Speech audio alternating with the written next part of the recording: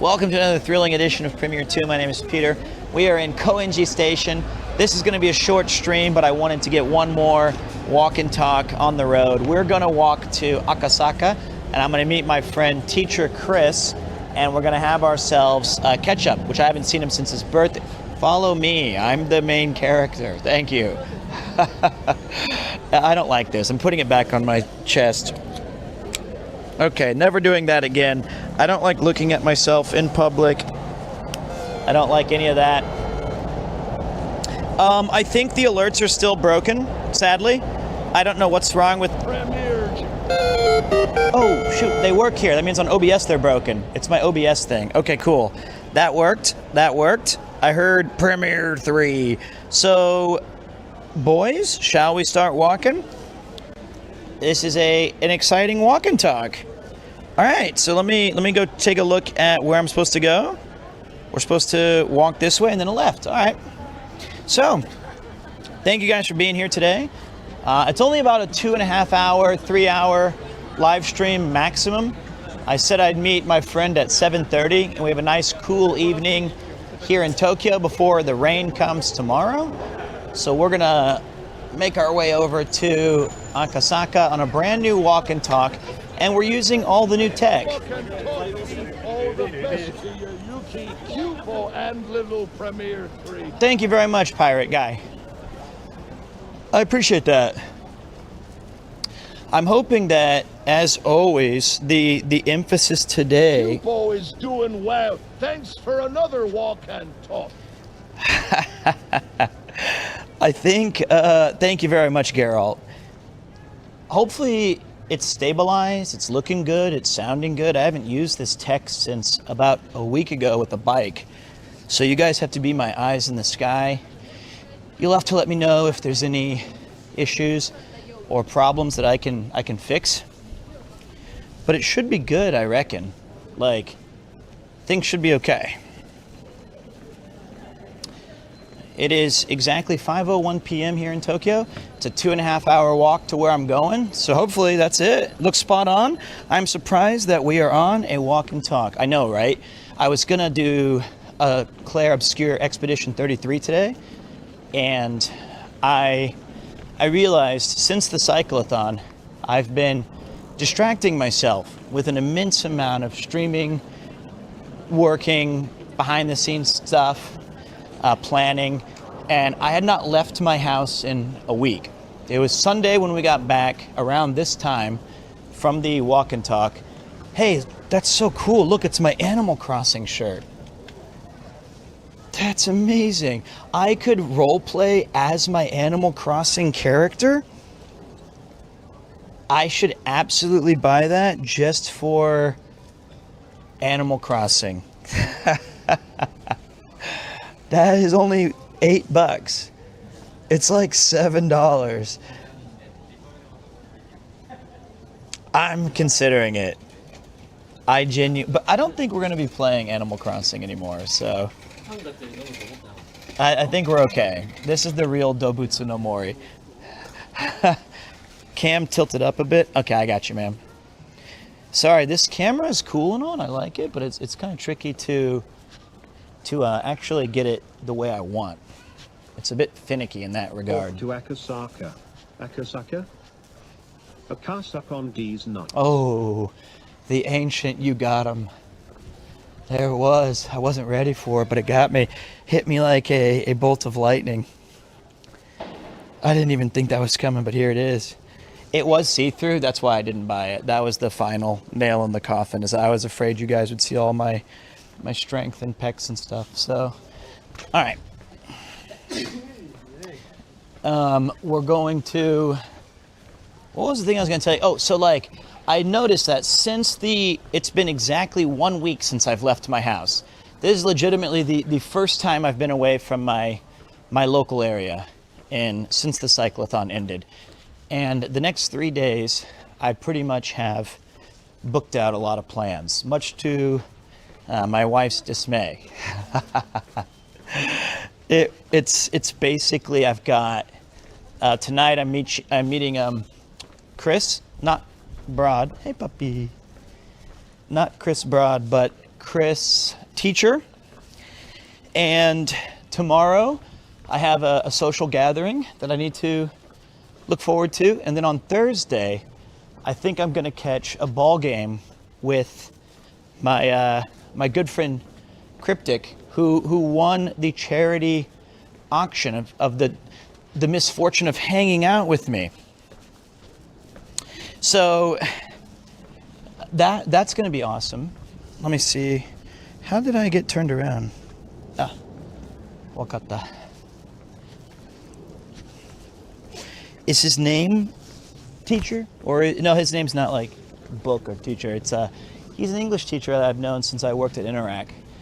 And if you ever taught English in Japan, you know that Interac can make you some lifelong friends in some absolute hardest times. So Chris and I became good mates through teaching at the same branch of Yokohama, and we did high school together. I was the head teacher and he was my subordinate. Something I like to bring up every time we meet. And we became, when I moved to a private school in Meguro, Chris was kind enough to tell me, hey man, if you ever get an opportunity to have another person, could you please keep me in mind as another teacher, because I'd like to join where you work. And I said, absolutely, brother. And then I had 17 other people ahead of him, but they were all happy with their position. So I finally told Chris, hey, we have an opening. Do you want to come work with me?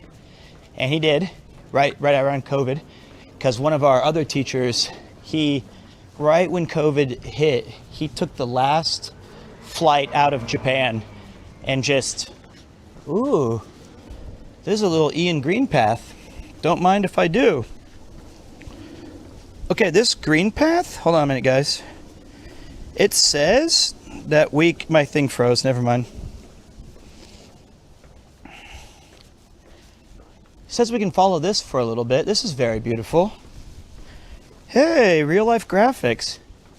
So he joined, the guy left in the last flight out, left his apartment, my TV I'd sold him, and so we were down a man. So this guy Maurice and I were covering all of his lessons, and the school finally said, yeah, we have room for another teacher. So we hired Chris, and it was so good, man. It was so awesome. Finally, after teaching for 8 years, I had right across from me at my cubicle, or our teacher's room, was one of my best friends. So every day I went to work, I was able to talk to Chris, and we can share Right on time, sick path brother. Thank you very much, brother. I scared the shit out of me. So, for the last year and a half, we became, we were working together, right? And so the benefit of that, which was really special, was that coincided right when I started streaming. And when I was streaming to literally one person, which was my phone account, Valabar, one of the first followers of the channel, he and I could talk about, hey man, he'd watch my stream and stuff, and I'd say like, what'd you think of, Mario Maker Mondays? He's like, I don't know, man. Or I'd be like, Castlevania, that was a good stream. We had 3 viewers. He was like, looking good.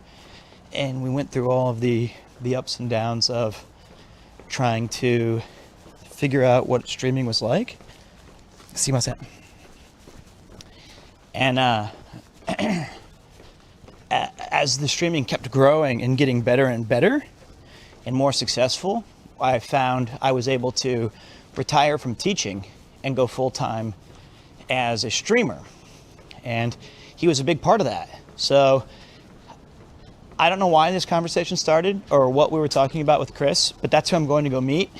He still works at that school that I got him hired at, and still one of my best mates. Oh, there's the crossing.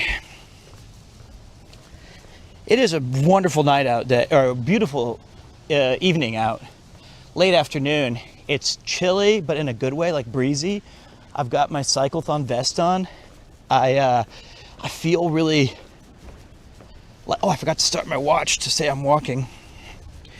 I feel really good to be outside again. And so hopefully you guys are going to chill with me a couple hours. It's like a secret stream almost. If you're here right now, that means you're one of like the absolute Giga Chad PremierTwo fans that no matter what I do, you guys are here for me. Hope you're doing well, man. Sorry, been drinking at some of Rob CD's Aussie pubs. Why are you sorry? Sounds great. I hope you and Yuko. Don't tell my wife about Yuko. My wife is Yuki, mate. Who the hell? Oh no, don't tell her about that. Jesus, mate. Okay, so you got my wife's name wrong, but I'll let it slide this time. I hope you and Yuki, R3, doing well. Best wishes for P3. I can probably can 5 make the gift for birth, but still work 9 NG on a general night walk. Stay well, Pete. U0R as good as need to. Are you talking in Leet speak? Are you talking in like Team Fortress Classic lingo? I haven't seen Leet speak in forever. That's based. That rock source. Rafflecopter, mate. Alright, sirens if you're fat.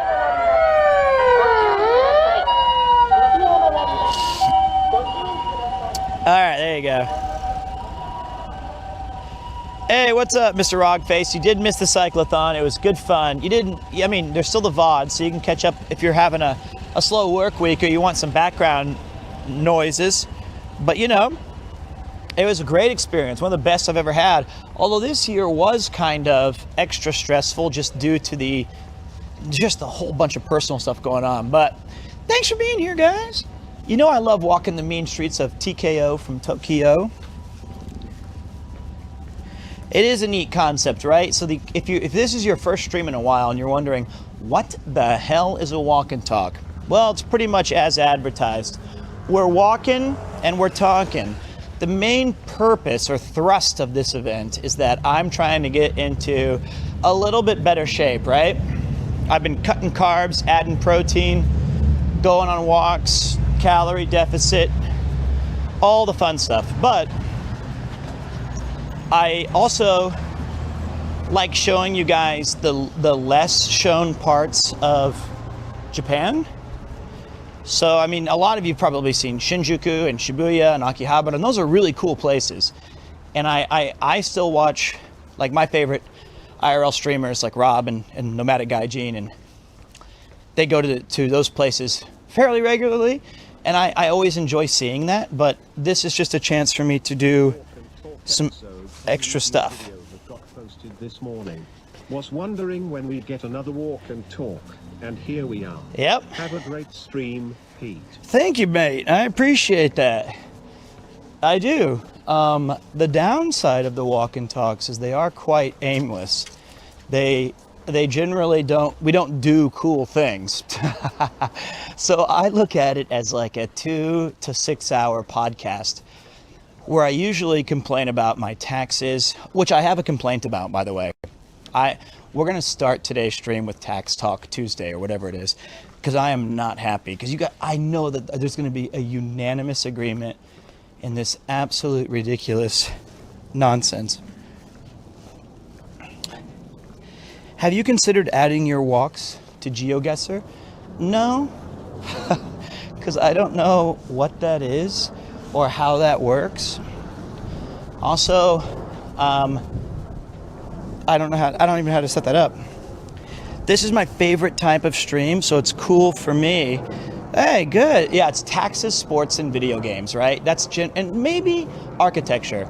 Sometimes we see a cool building, and I at least once a stream, I use the word topiary. Or I always say the same thing. Okay, like check that out, that's cool. They have like a cactus garden. There's like at least 24 cactuses up there. That's kind of cool. I would like to have a cactus garden. Whoa.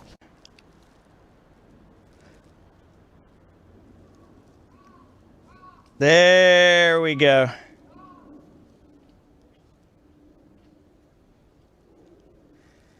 figured out one of the issues. Kind of interesting. This might be the Velcro that keeps the bag together for the 8 days that we used it. The Bella box was turned a certain way. And the USB-C cable to USB-C, which I have backup, so that's good, but it became loose on the plug-in. So what I did was I had to flip it completely upside down so that into the Bella box or the orange pie is going from the top into the bottom of the battery. So I feel like there's going to be less chance for it to wiggle down. This is a Osmo Pocket 3.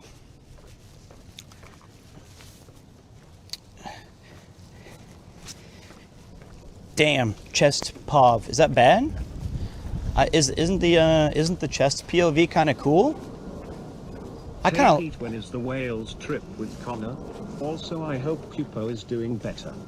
Well, the Wales trip is the last week of May, so be ready for that. Last week of May, and then the Kupo's getting better. There's good days and there's bad days, but I think every day that he's with us, and every day I get to hug him and give him a kiss and tell him I love him, that is a good day.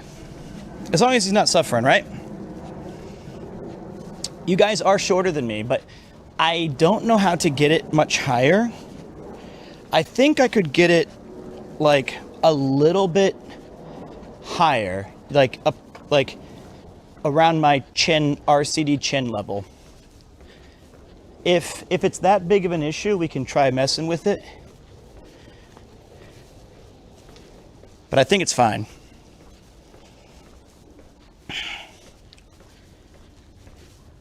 So wait, I was telling you guys something, and then the stream died. But now I can't quite recall what it was. There was we were talking about, I know we finished the thing about Teacher Chris. We were talking about walk and talks. Oh, my complaint about taxes. Thanks. Dude, this is so insane, by the way. Listen to this. This is absolutely crazy.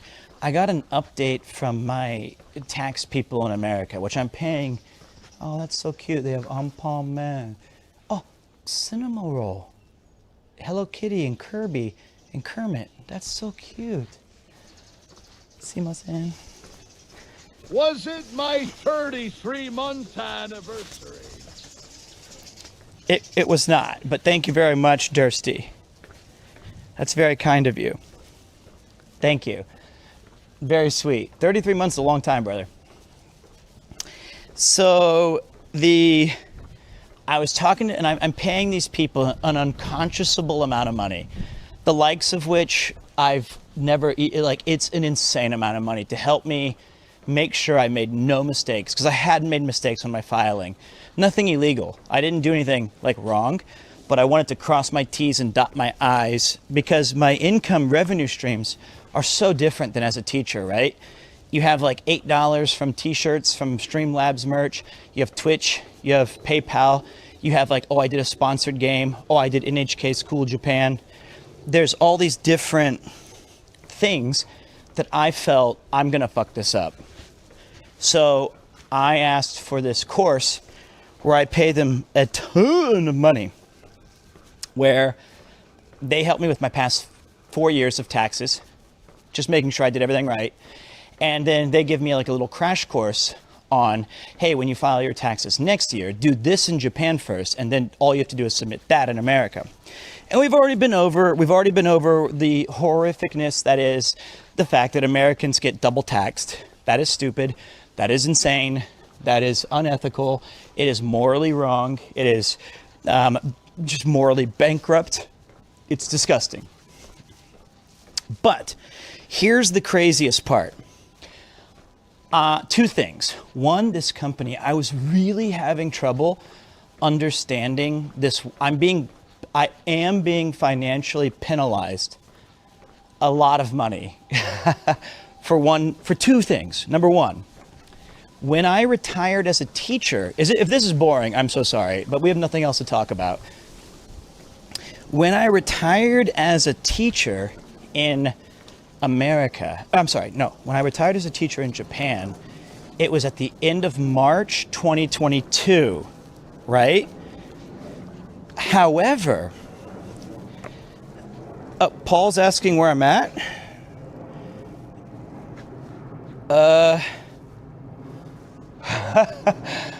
Koenji on my way to Akasaka, I think. Okay, so hold on. Listen, you guys are going to agree this is insane. So I retired as a teacher in March of 2022, and I went full-time self-employed as my status. America refuses to acknowledge partial year self-employment status, and unless you paid taxes from January to the end of December, they charge you an enormous fee. Sumimasen.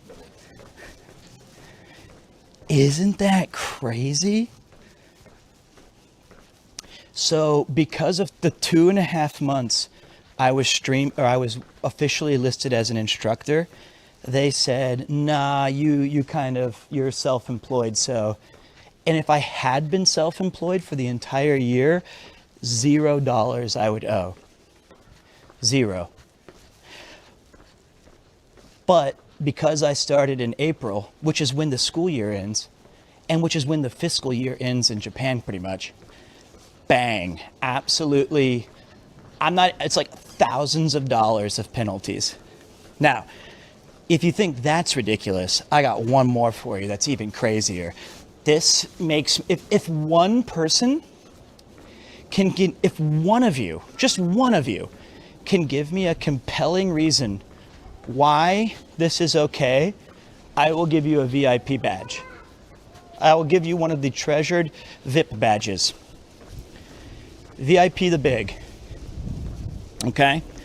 So get ready to do your straw man arguments. Get ready to play devil's advocate. Here it comes. In 2021, the United States government gave all citizens a stimulus check from COVID for $1,400. Okay? That happened.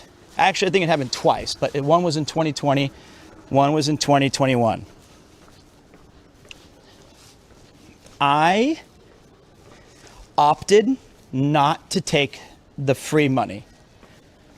I felt in a stupid altruistic way that I'm in Japan. I think there's people who could use this more. And am I even eligible? I doubt it. I'm a foreigner in a different country. So I didn't sign up for it or accept it. Didn't even take the money. I willfully and kindly passed on $1,400. And I have to now pay back $1,400 to the United States government for not taking the COVID stimulus. What? What the fuck?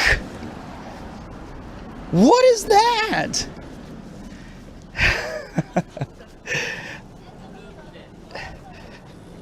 Like, are you kidding me? I don't even live in America. I don't even have an American bank account.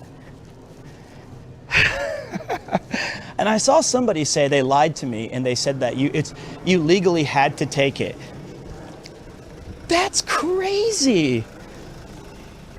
They didn't give me the rationale. The American government doesn't do that. Like, you didn't accept money you were legally entitled to. You know what though? I'm totally okay with that part. Like, I'm okay with that. I didn't take the money. I just don't think it's fair that I'm being charged for it.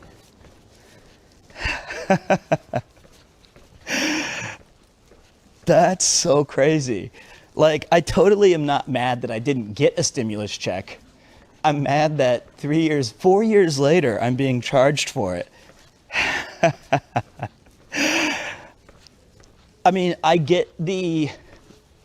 I mean, I don't. Like any argument that you could say, like, well, you know, the American government had a plan, and we were trying to make sure that. Yeah, sure. Like, there's a lot of, like, you know, we could say, well, you know, the filing of you not taking it is whatever. These are all surface level terrible arguments.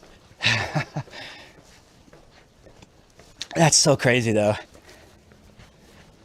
Oh, hills. I cannot believe that. And honestly, like, my coworker took it and everyone made fun of him.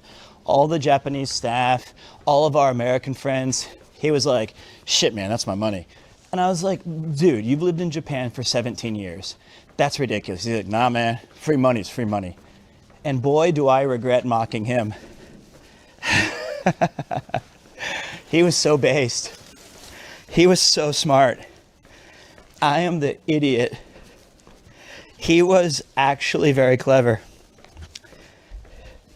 And he was like, he's not laughing at me now. He doesn't care about that.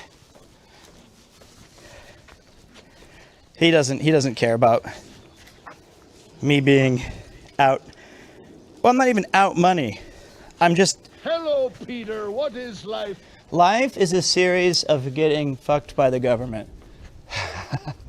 But in between those, you have some really cool moments with non-government people. In my opinion. In my experience.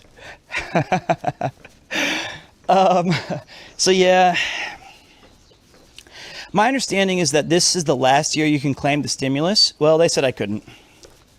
So, isn't that crazy, guys? And like, nobody believed this. This is even crazier. Check either, but I'm 30 now and I love their streams so much. Give me the birthday shout out plus a big boss. Hey, that's right, Kerm. It is your birthday. Happy birthday, buddy. That penalty of your birthday for being 30 is you owe me $1,401. Now, with your 200 bit plus conversion, that's only 1,398.25 left. So you're catching up, big man. I wish it wasn't this way, but this is how it works. Yeah, that part sucked. And so I am in the process of removing myself from the nation of America, but not for tax reasons. I repeat into the microphone, I am not leaving America due to being double taxed. At all. It's for totally other political and social reasons that I'll justify in front of a United States Embassy employee. You can't leave the country for tax reasons, in case you were wondering. That's illegal. I think it's a felony. Like, they consider it criminal behavior. So you have to be very careful how you exit. Cherokee and Shawnee and got 2 separate stimulus checks from the Cherokee and 1 from the Shawnee in addition to the original federal stimulus. Well, I'm happy for you, mate. That's cool. I lived in Shawnee Mission, Kansas. So I went to Shawnee Mission North as my high school. Mate, but in the end, you know, we pay the government in full. It's true. I pay 2 governments in full, actually. You think you're special? I pay 2 full governments in full. I'm like the super citizen of global Earth. In fact, I don't have any disagreement with this, but when I was a high school student, we were the Shawnee Mission North Indians. That was our team mascot. And regrettably, looking back, this is definitely an oops, ignorant. It wasn't like my choice or anything, but like every year, ever since the school started, we had a mascot. We had 2. We had a princess and an Indian chief that were elected by the student body. And inevitably, it was always just some jock white guy that had to wear the full regalia, and they'd go to all the games and they would cheer. And I think around 2012 or 13, they changed it to the bison, which I think is a cooler mascot, by the way. Like, we're the Shawnee Mission North bison. I think that was a case of accidental racism or cultural appropriation, because I don't think there was ever any ill will involved with the student body. If anything, we thought it was really cool that of the 5 Shawnee Mission schools, we were the Indian representative, I guess. This is better, Sam, a Japanese citizen. Yeah, right. I'm just gonna. Peter Chuckles Macy is my Japanese name. But yeah, we've also decimated the bison population, so maybe they've changed it for a 3rd time. But yeah, I remember that was when I grew up. When I grew up, that was the mascot. So anyway, I'm renouncing, but you still have to pay a pretty hefty exit fee, and they still do 2 more additional years of taxes, I've been told. So lots of fun stuff to look forward to. So my child will be a dual citizen until I think they turn 18, maybe 20. But at a certain age of adulthood, they have to choose which country they permanently want to be represented by.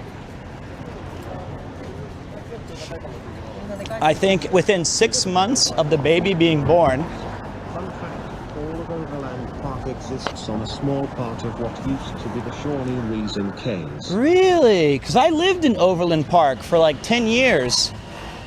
And of course, Shawnee Mission and Merriam, that's got to be part of the classic reservation lands of all of America. But yeah, I didn't know that.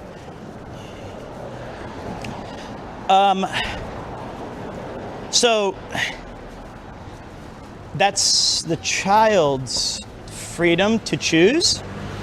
And so when we have the baby, we have 6 months to go to the embassy to register it as a social security number and those things. Now, the United States and Japan and many other countries have an exclusion rate of income. So as a teacher, I was perpetually so broke that it didn't really matter how much money I made. And even though I'm not particularly close to the exclusion amount, the issue more is in line with how many different revenue streams I have as a streamer, and how the United States government and Japan sees me as an employee. With the teacher, everything was very straightforward and all of my filings were very easy. But here, there's a whole new kind of bracket confusion with being self-employed, I guess. There you go. That's the whole stories. I just thought it was silly that I was double charged. Not double charged for this COVID thing. So there you go. I think dual citizenship is kind of cool though, because I intend to teach my child a lot about American history and about my family, but I hope that no matter what their passport or their immigration status says, I hope that they do have an appreciation of the United States that I also like.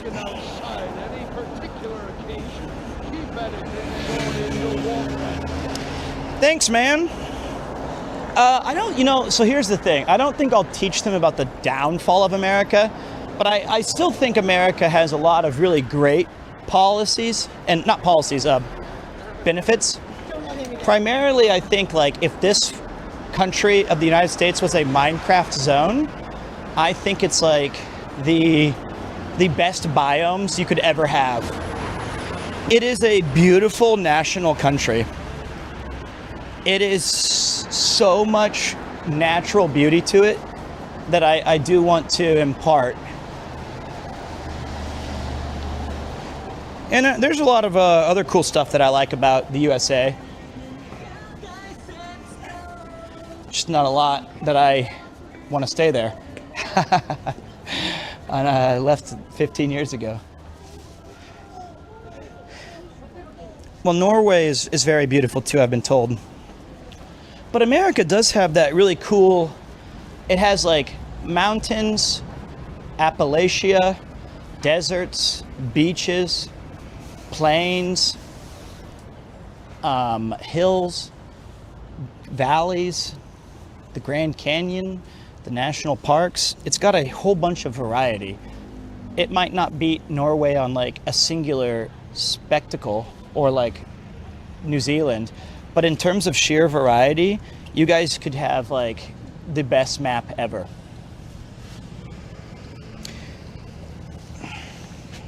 I mean, I think you're misunderstanding what I'm trying to say, Bang Robber. I appreciate it, but I'm gonna teach them as not just American. I'm gonna tell them about the Roaring '20s. During COVID, and they made a short-term work contract. Oh my God, what is this? Where you work less hours during that time and earn less, but at the end they gave a bonus. The government did not give me my bonus, course during that short term. My boss called me in a few times and I worked too much, even though I did not get paid for work for that. So no matter where, government sucks. That is a terrible, unlucky situation, mate. I'm very sorry. See what I'm saying? That's not fair. You got screwed just like me. And of course I'm gonna teach it about what history I know of America, which is basically 1910s to 2000 and current. A little bit less the past 15 years because I know the big brush strokes, but I used to quite like history as a subject. I'm not gonna bury its head in the sand. You should know me better than that. I'm not a dishonest person, but I just meant I want them to know that America has a lot of good qualities too, which can be lost right now. There you go. Or I'll just make it all up. I'll just tell them a fabricated story, and then when they're 20, they'll be reading Narnia and be like, wait a minute, America's not found behind a wardrobe. He just stole everything from this book. Or I'll say like, she'll be like, wait, President Aragorn? Time not watching the stream, but watching you walk, Pete, is making me thirsty. But I get tired of just drinking water. What? If only I could spice up my water as I walk. If only. Enjoyed the street. If I had the ability to show you my GamerSubs ad, I would. But on this new cloud OBS, I have not added those scenes yet. So just imagine it going, wah, wah, wah, ooh, wah, wah, wah, wah, wah, wah,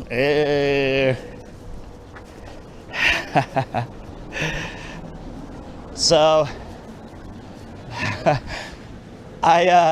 that's what I'll do. You guys can imagine all of I was actually making the faces too. But yeah, I think I'm gonna, and not just America, I'm gonna try to give my kid as much knowledge and power and stuff. You're awesome. Hope to catch you during Twitch. I'll be there, buddy. I'll be there. But use promo code Premier. Okay, we got kind of off topic, I suppose. We've already been talking for like an hour. Now it just sounds like a political stream. That was an accident. What's up, man?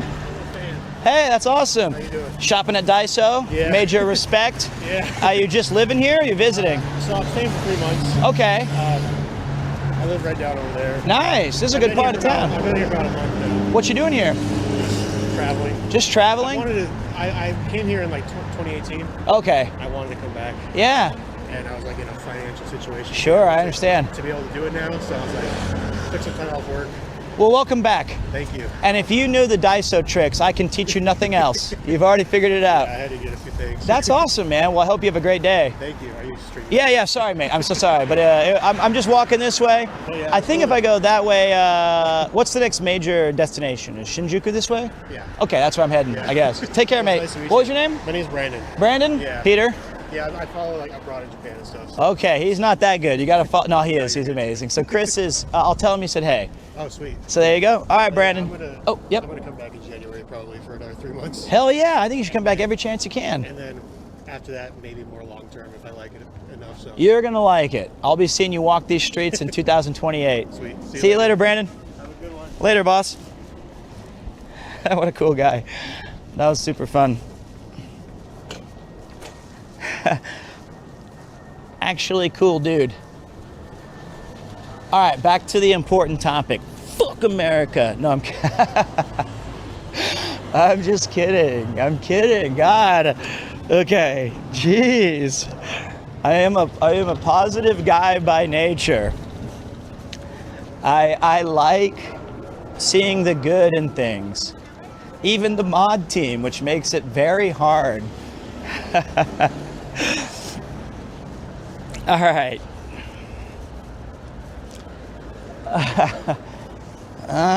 Look at this. The future site of the PremierTwo empire. Yeah. Oh, there's a hat in there. I don't think I need that much space, but very nice. Wow, Japan.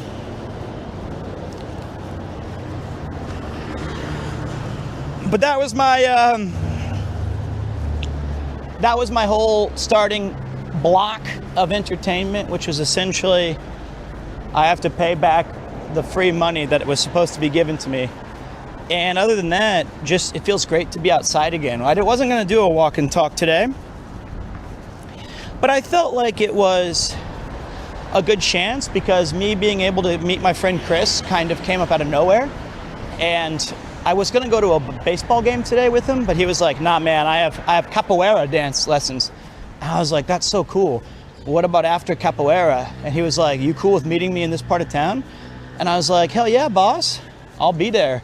I'll be there no matter what, Mbappe. And he was like, okay. So, ouch, I'm stripped. I'll meet you at like 7:30 or something. We're walking to Dot, but we're not going to hang out with him tonight. We're going to I'm going to end the stream because I was talking to Nathan about this actually. The last time I've had a proper beer has been over 6 weeks that wasn't live content, right? So the last time I drank before this, I guess it was the end of the cyclothon.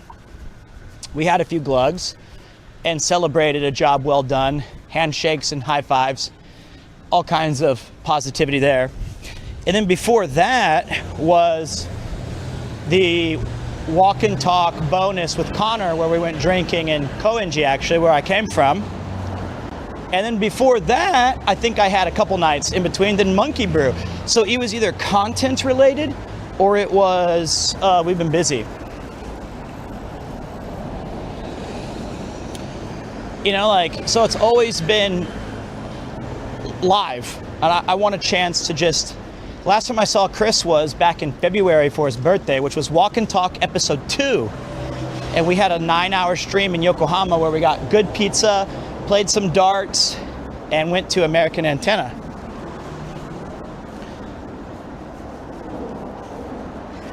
I had the accidental beer at Chris's birthday, but again, that was on camera, right? Like, I haven't had a chance just to tell people my true American thoughts about the state of everything. I can't get away from this joke now. Now it's just low-hanging fruit. Now I just want to keep saying it. So I haven't had a chance off camera to be hanging out with my mate in at least 4 or 5 months with Chris. But I do appreciate all of you guys being here today. It's a gorgeous dusk as we make our way into Shinjuku and then pivot over towards, this looks like Nakano though. I feel like every time we come here, this is Nakano. And watashi no kiyoku ga tasuke nareba, if my memory serves me correct, we can, isn't ome what you guys say when we're laughing at things? Or is that Ome? Ome Kaido Avenue.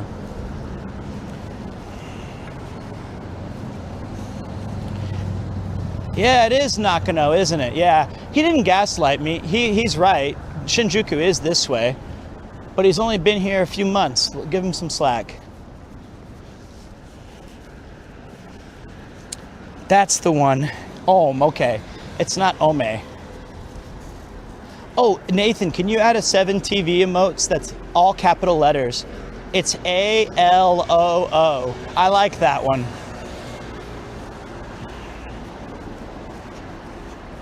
While we're on the subject of weather, Yep. do you suppose it will become too hot and humid in Tokyo for walk and talks? Oh, we have it. I love that one. Thanks, mate. Yes, I do think so. I think any future walk and talks will be evening editions. Unless I lose a lot of weight. I like that. Hello, it's cute. That's one of my favorite new emotes. Oh yeah, we need to get People Burn Money. People Burn Money is a good one. Like every time I do crane games. So the walk and talks will be definitely nighttime related, which is good because some of these cameras have better low light exposure, or they're better sensitivity so that we can see it more clearly.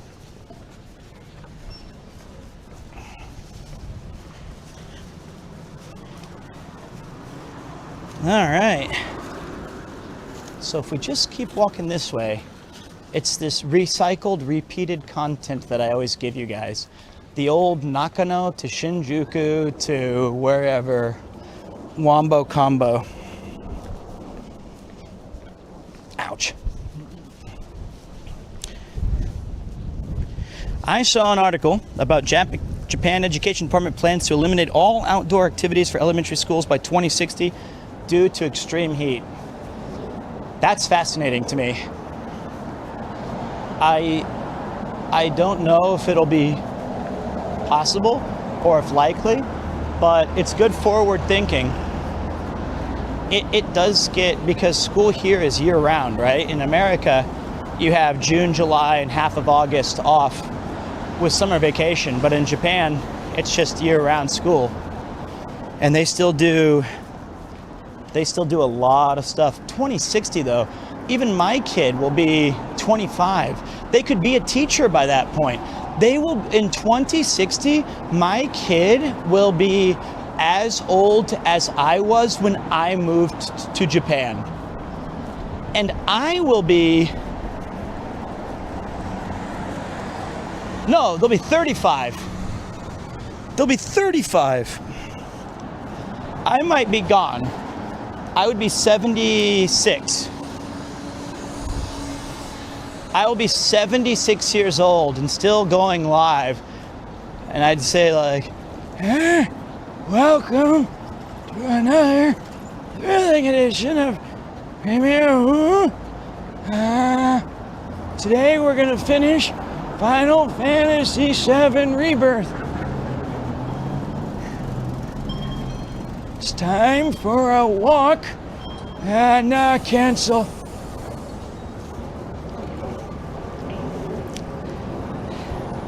I'll be the Pokemon guy that says I'm 30 years old. That's crazy. You'd be playing Final Fantasy 70? Oh, stop. That's ridiculous. At their current pace, I'll be playing Final Fantasy 19. I'll be maybe starting my playthrough of GTA 6 or Half-Life 3. There is no way that there's going to be Final Fantasy 70.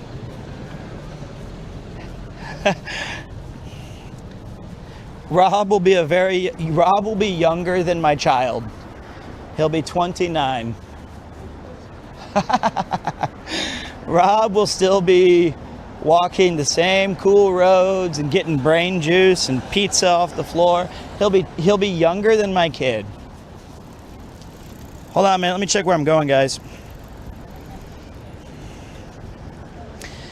Ba-da-bum-bum-bum.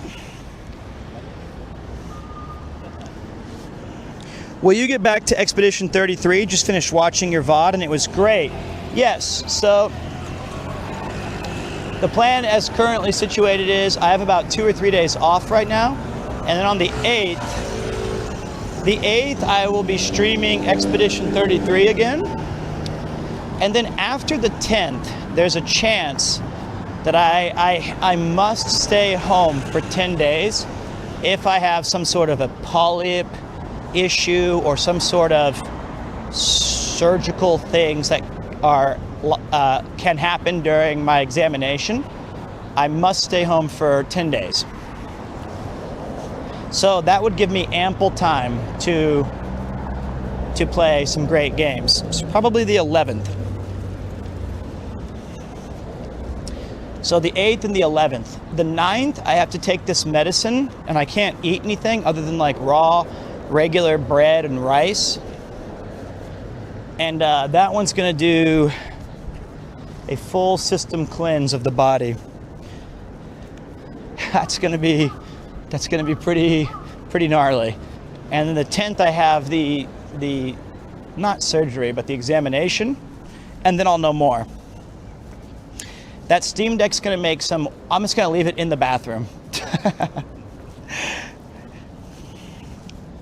You know, I think on this street, there is the Red Bull Gaming Sphere. I don't know if it's this, because I feel like if we go straight, we go towards Nakano Station.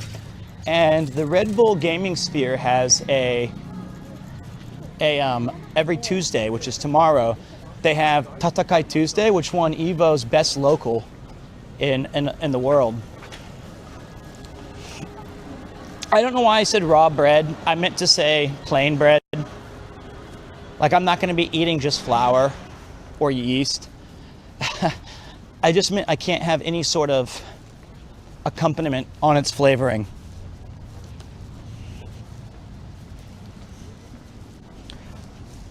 Imagine entering the Red Bull Gaming Sphere and Ludwig's face is plastered all over it. I would be so psyched about that, man. Are you kidding me? That would be so cool to me. I would humble brag that that's my friend. And then everybody would doubt me. I posted one picture on Facebook in like the last 10 years. And it's a picture of me, Connor. What's up, man? Hey! It's me, Connor, Chris, and Lud. And I posted it on Facebook because it was my birthday photo. And I had some of my younger cousins saying, why is Peter with Ludwig? How does he know him and why is he near him? And my mom was like, oh, I think it's his friend from Japan. I was like, Mom, that's Chris Abroad. And my cousins were like, did he walk up and bother him? Please don't tell me my cousin embarrassed our family. I was like, no, Ludwig's, tell them he's my friend. I can call him up like he's the president of the United States. And my family, like the younger family, they refused to believe it. They're embarrassed that I was with him because of me. Not be like, he's embarrassing. You know? They encouraged my mom to tell me, don't let him look stupid. Ludwig's an important person and Pete's gonna ruin it for all of. I was like, shut up. But they're cool now. Now they really like me. Now on Christmas time, they're like, Uncle Pete, are you gonna hang out with us? Tell us stories? I'm like, shh, fuck no. You don't deserve that.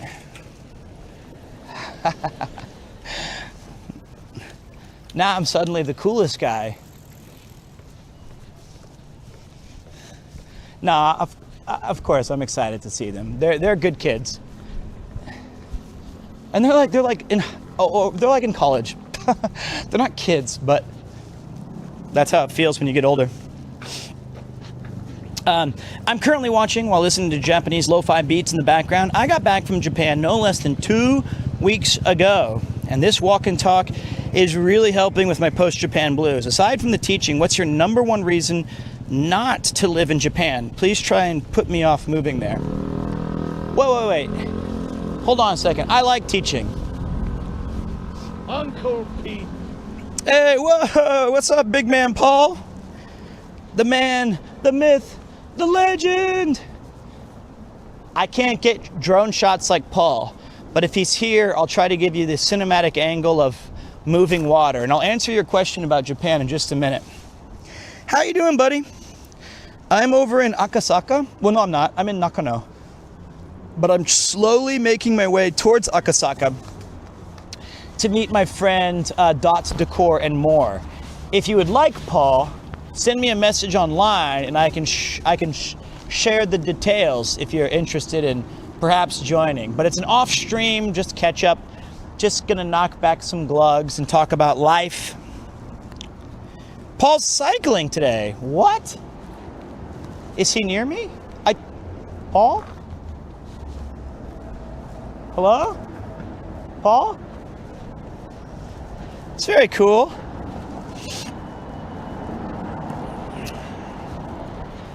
Paul? Van Gang. Paul? Van Gang. Are you ready? Van Gang. Let's go.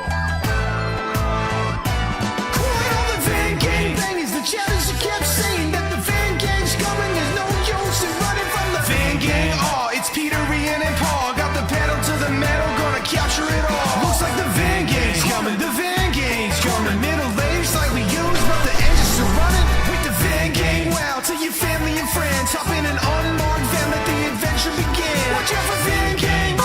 Clothing your streets, got everybody on the block. Yeah, they're giving your best shot. With the Van Gang, y'all, I'm a Van Gang ball. Revive with necromancy, made you a Van Gang brawl. If you a Van Gang banger, your journey's almost complete. Now take a long van ride with Paul, Ian, and Pete. They are the Van Gang.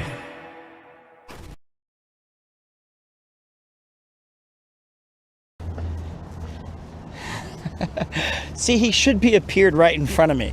I hit the Van Gang signal and he's not here. The best we can do is hang out with his community. That's the best we can do. So welcome, Paul replacements. Paul ended his cycle stream at Komazawa. Komazawa? Isn't that super far from where I'm at? Komazawa, Koen, that's nowhere near me. Good lad, he's looking mighty thin lately. Did you guys notice that? I saw a picture of him in Junk Food Japan. He's looking lean and mean. He's looking healthy. That chicken diet that he's on is working. So, thank you for the raid, Paul, if you can hear this. Hope you had a great stream, great cycle. Thank you for sending your community here. And everyone go check out Cameraman Paul. He's a live video content creator and not at all a streamer, but he does do that on this platform sometimes. Go take a look. Hold on a second, let me check my map. Okay, we're on target. So the question was, aside from teaching, put me off on moving into Japan. Personally speaking, I like teaching. It had its negatives, just like every job. I don't know if I'd want to do it forever, but I was ready to commit to a life of education and pedagogy.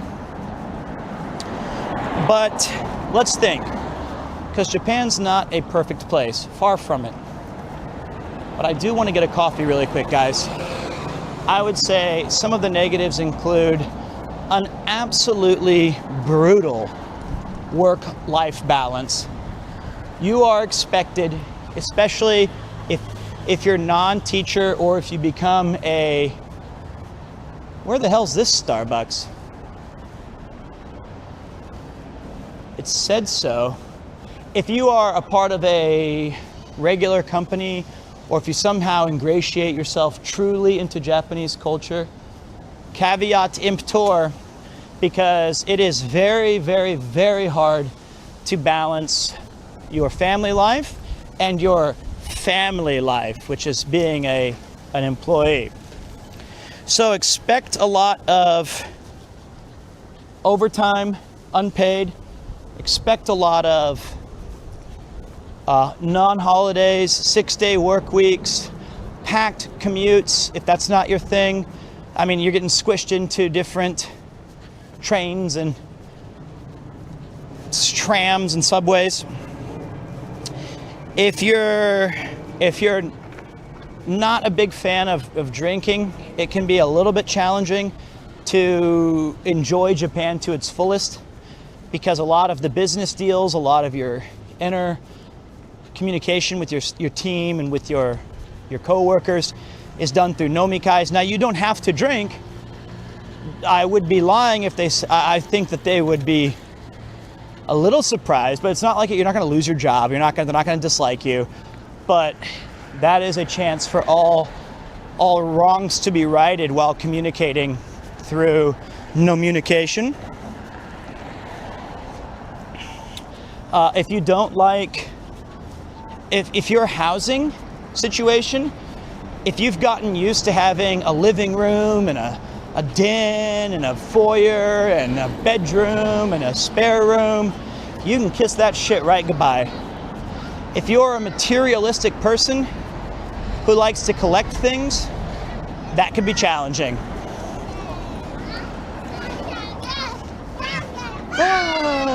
He won.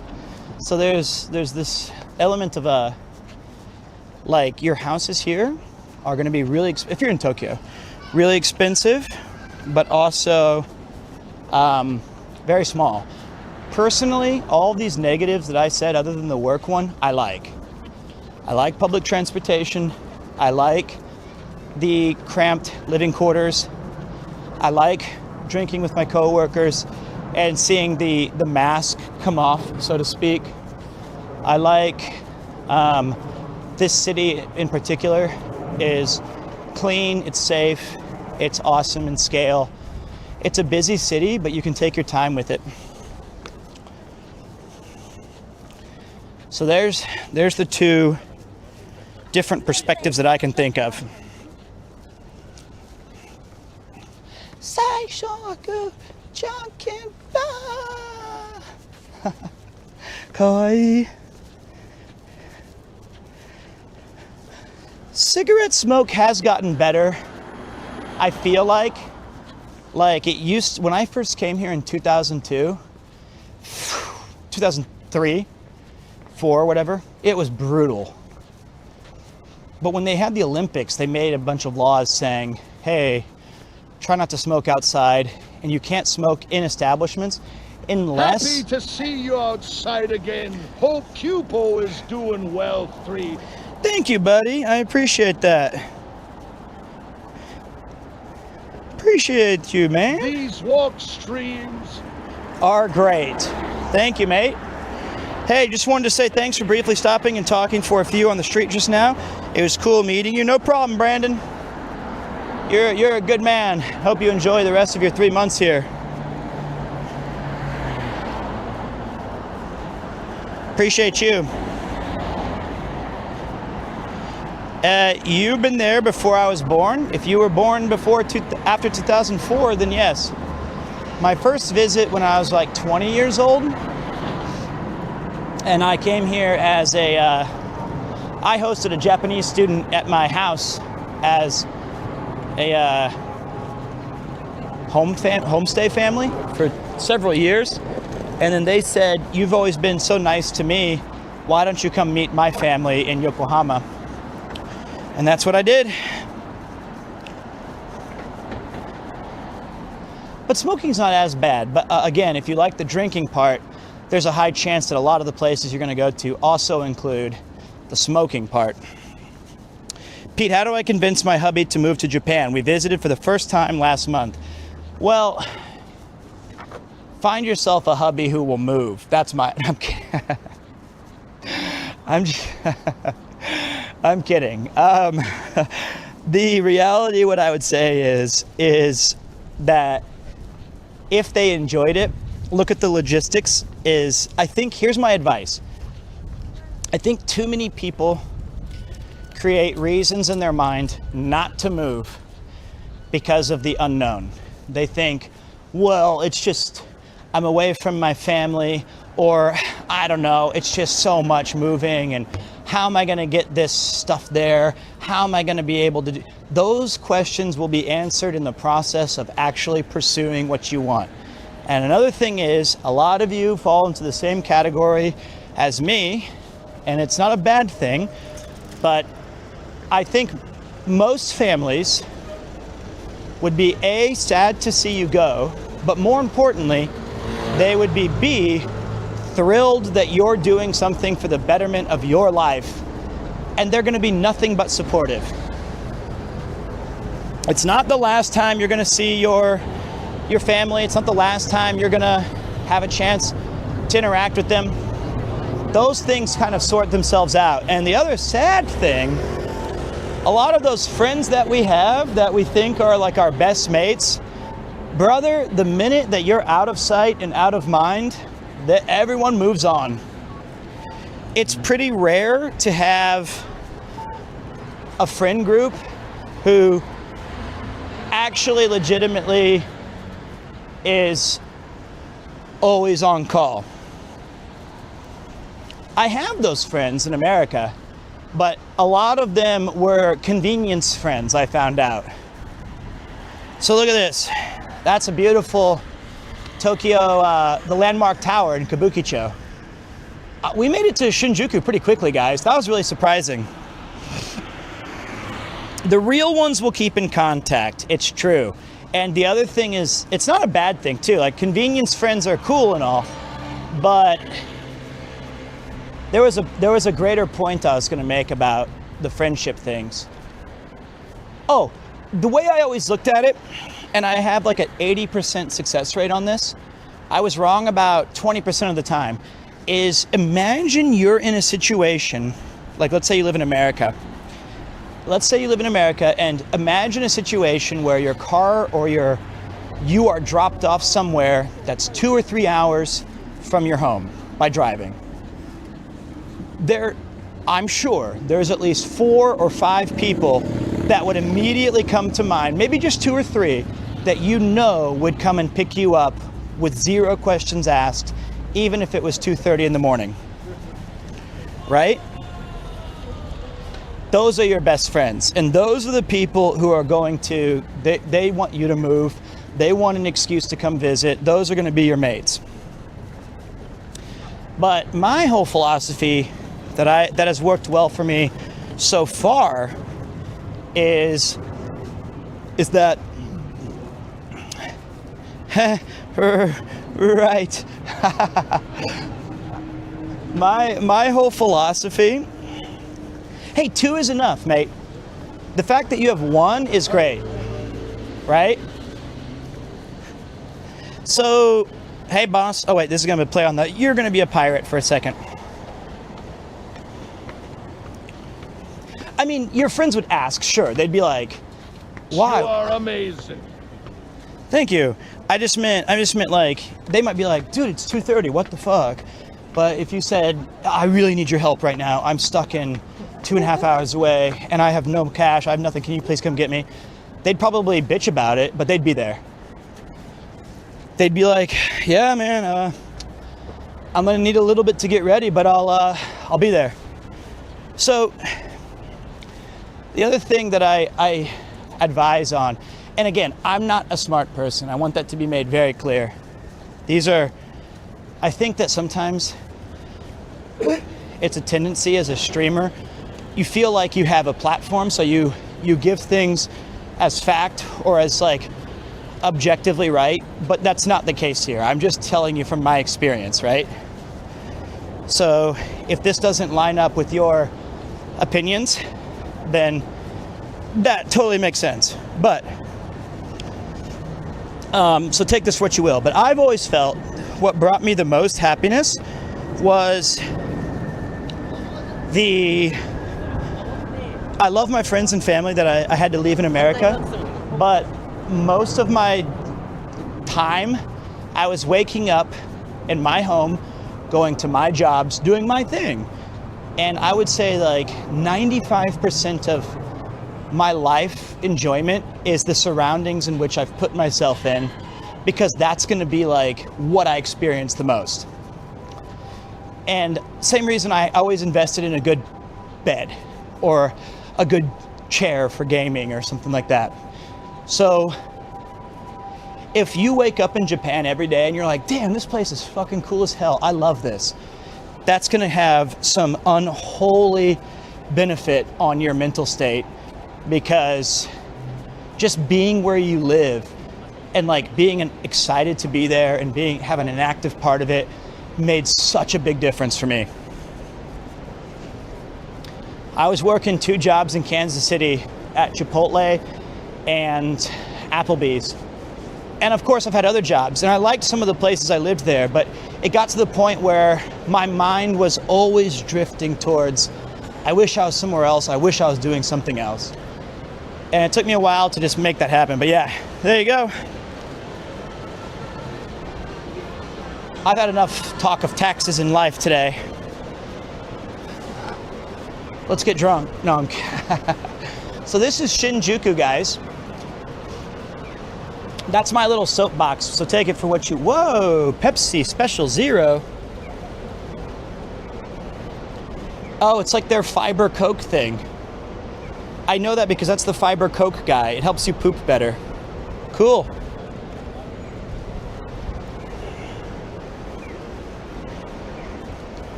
Yeah, there's a special Coke in Japan that has fiber in it so that you can get a healthier amount of like it's like 0 calorie, 0 sugar, plus some fiber.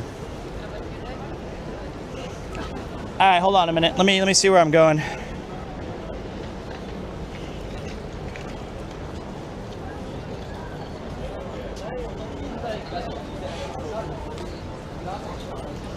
I have this unlucky situation where right where I walked, my underwear made this move where it kind of got bungled up in my, well, and now I really just need a full reset of that situation, and each step just sucks more and more. And I don't even know how we're gonna get out of that. It's all in the wrong spot. I just need to like adjust. Nothing's invasive, like it's nothing wrong with it, but I just want to straighten everything out. Do the sidestep thing. I can do the thing where you put your left hand in your pocket and you pull around and you do like the stanky leg or whatever it's called, some dance move, and you just hope that it re-shifts the correct way. I've never been a boxer's guy. I've always been a boxer briefs guy. Ooh.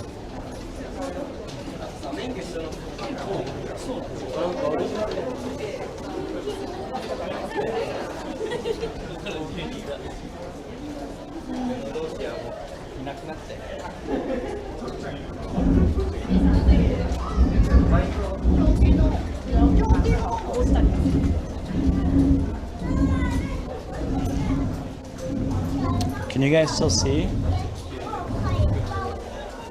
I'm assuming this is a dead zone.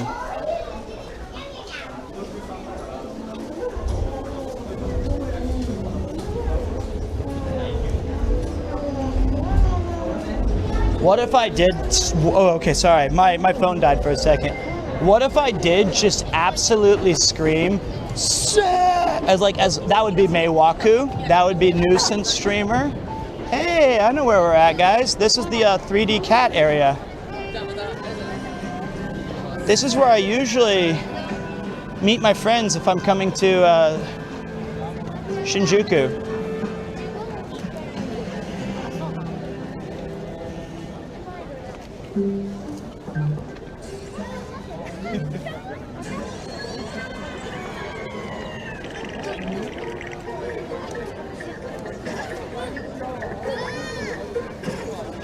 See? The 3D one.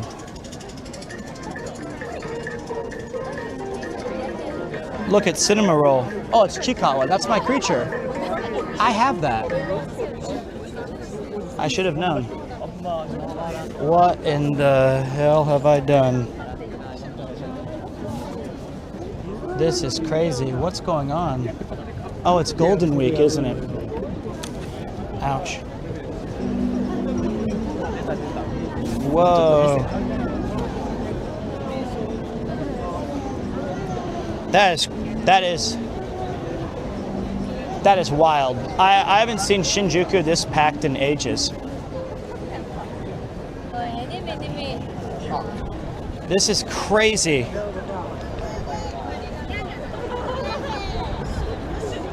All right.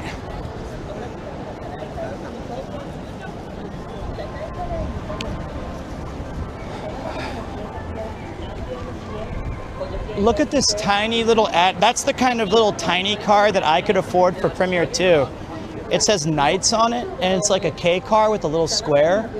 That's just put my 3D forehead on the entire box. That would work. All right, let's go this way. I like that little K car. They're looking at the same thing I showed you guys, the 3D billboard that shows like the Chiikawa and the cats. Car's too small. All right, we'll have to do a different. Just my hard hat that says Premier Who, Poly Bridge 2 coming soon. We'll get the people excited about my streams.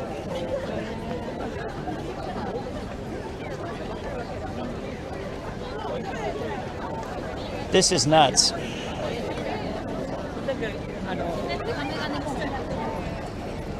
Sugoiじゃね。すごいじゃね。間もなくご注意ください。You know what's cool is that a lot of people I talk to when they visit Japan, this would be cool if it was like streamer #1 PremierTwo. Can somebody take a picture of this and replace it with my, and we'll put #2 on it. That's a Smile Group #1 annual series in FU 2024.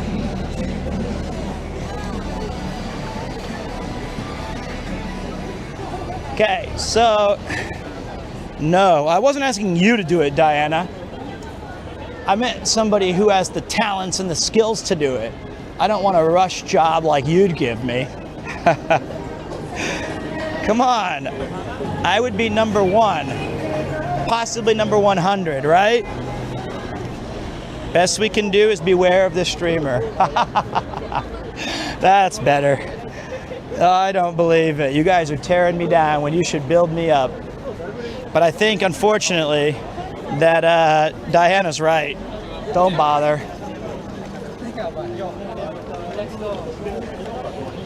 I think Diana's got the right of it. So a lot of people say that oh man, I miss this. I miss Shinjuku. You know what's funny is that the longer I've lived here, I still like coming to Sanchome, which is just over that way. But I don't come here actually as much, ever, unless it's exclusively to see a movie or to hang out with friends. It's not a place that I would willingly go to unless I had reason.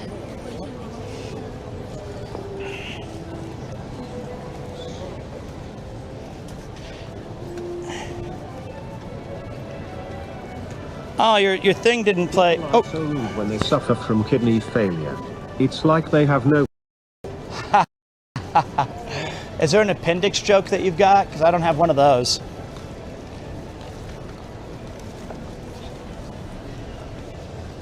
Oh, I wanted to show you guys these new shirts that came out here. I think I bought one that you guys you might be interested in. Oh, wrong way.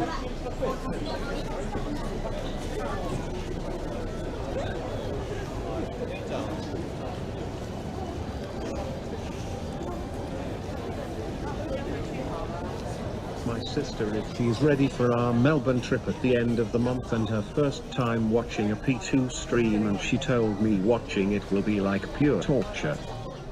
Well, I think your sister's either very, very smart or very, very stupid. I don't know which one. Here's the shirt that I bought, guys. Tell me what you think. Are you my appendix? Because I don't really understand how you work, but this feeling in my stomach makes me want to take you out. Alright, so first of all, we have the player 1 game over. And then we have, I want to get this one for Yuki that goes, Wahoo Yo Yo Yoshi. But there's one more that I like.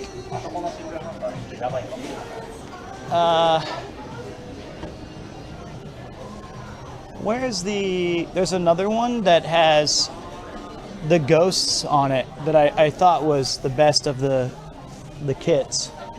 I think it's either not here or on a separate floor. About you append these nuts. Okay, that was good.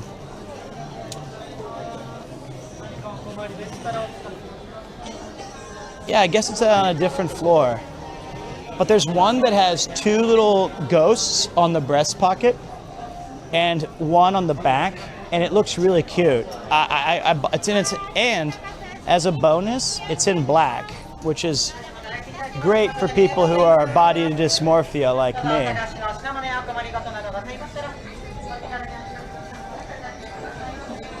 All right.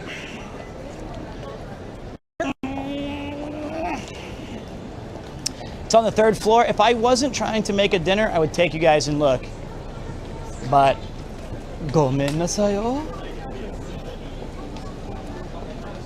Yeah, those happy jackets that they're wearing that are like the red and white squares are super sick. Ouch, my toes, my toes.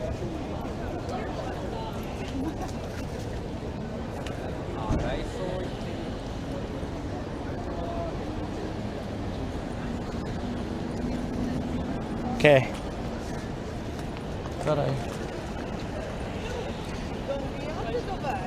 All right. Let's go this way and grab a coffee so that I can recharge and reload. The weather's very nice. I'm overdressed as usual because I thought it was going to get cold tonight and it's not. I'm going to take off this vest. We are not having dinner together. I am going to go meet Dot Decor and more. And we're gonna find some craft beer or a place to sit down and catch up because I haven't seen my guy in a very long time. The Streamlabs bot is down, but you know what I realized, guys, is that the sub-alerts are working on this OBS, so it has to be an issue with OBS, not Streamlabs, and I don't know what it is. So there's something wrong with my actual computer.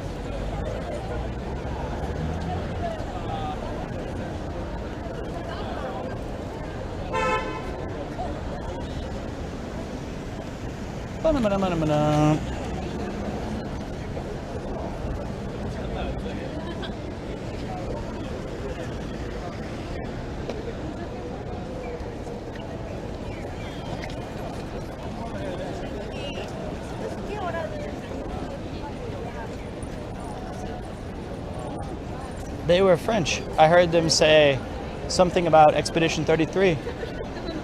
Fuyutsuki Group Holdings. All right.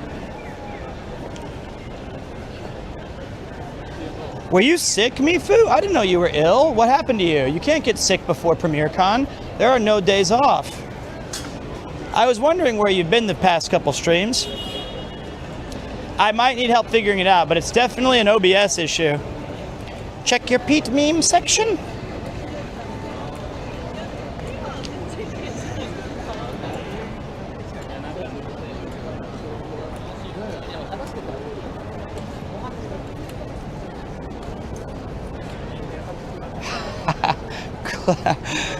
Club L. Premier number 2. You idiot.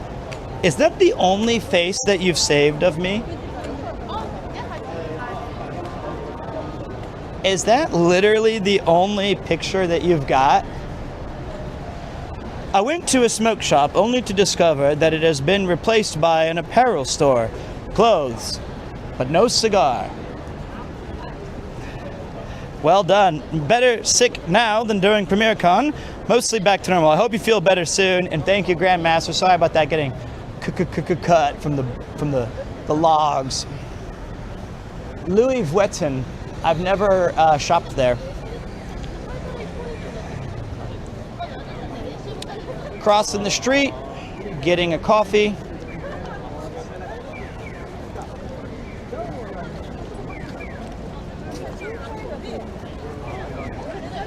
I forgot that it's Golden Week for sure. But hey, we're getting a little bonus stream in today. That's good content for free. You guys get a free walk and talk. I get to hang out with some people as I walk from Koenji to Akasaka. Winner, winner.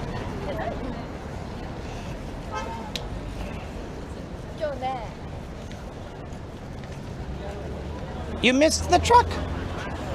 I missed the truck.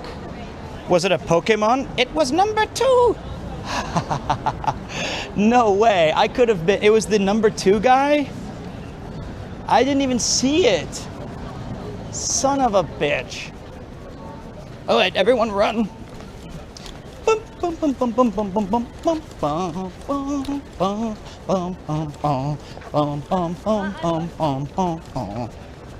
Okay.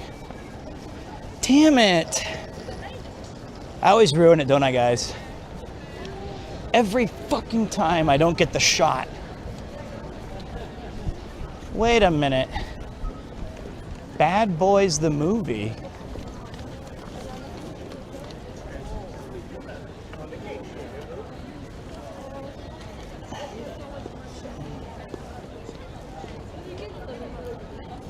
Oh, I had this thing messed up too. That's not the Bad Boys I remember. They look totally different than Will Smith and Martin Lawrence.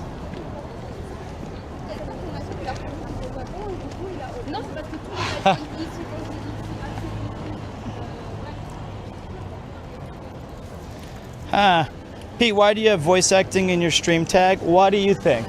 Before I answer that question, why do you think I have voice acting in there, huh? Huh? Huh? You're talking to El Cantare. Was that just my nose? I didn't know it was zoomed in this way.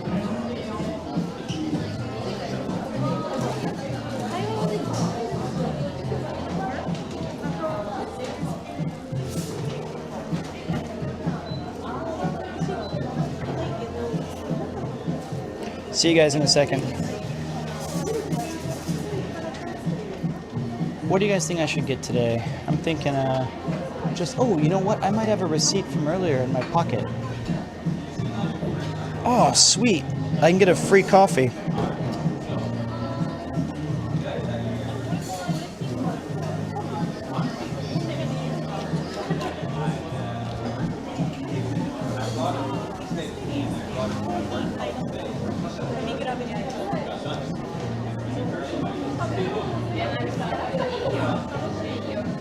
Pete, in Japan, can you bring your own cup to Starbucks? Yes, you can.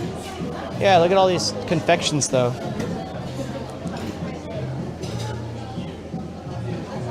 You have the Vienna sausage Fione. This is my favorite right here. It's sold out. The chicken and cheese hot tortilla, only 330 calories, and it's banging, mate.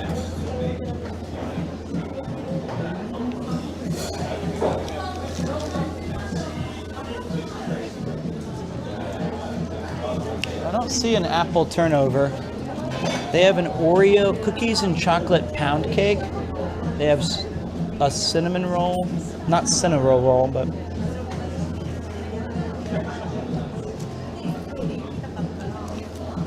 all right. Let me 1 second. いいですか? One more coffee で。はい。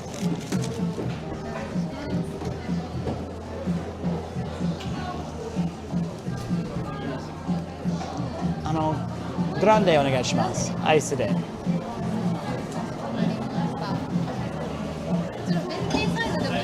グランデいいですか？どうも。お持ち帰りで。スイカ。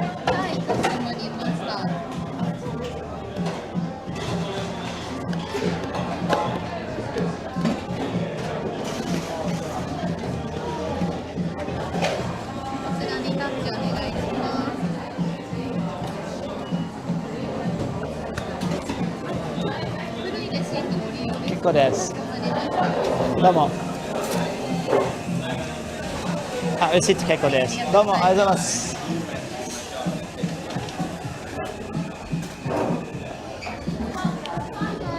I gotta get some cream really quick, guys. Sorry. 2 little.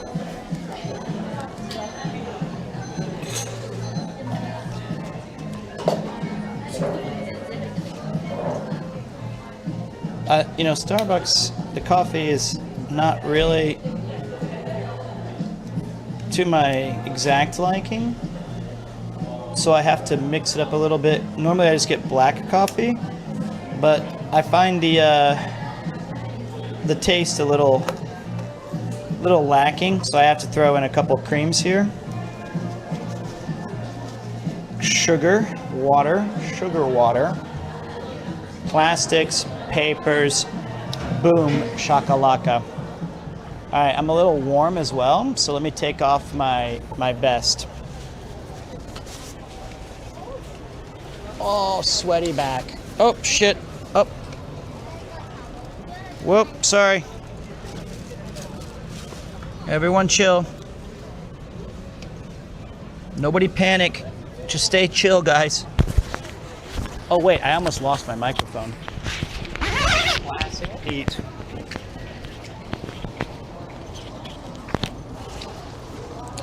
Ah, feels good to get this sweaty thing off my back. But now if you see me, you'd be like, he's gained weight.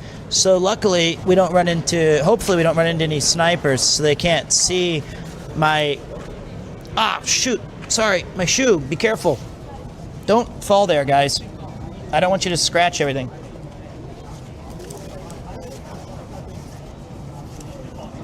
Be careful.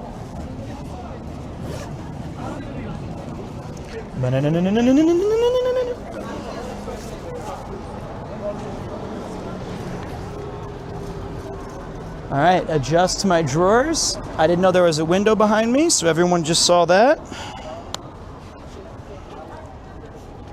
Fix my disheveled hair. Try to look good for 2 seconds.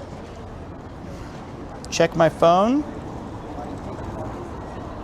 Can you guys see all right?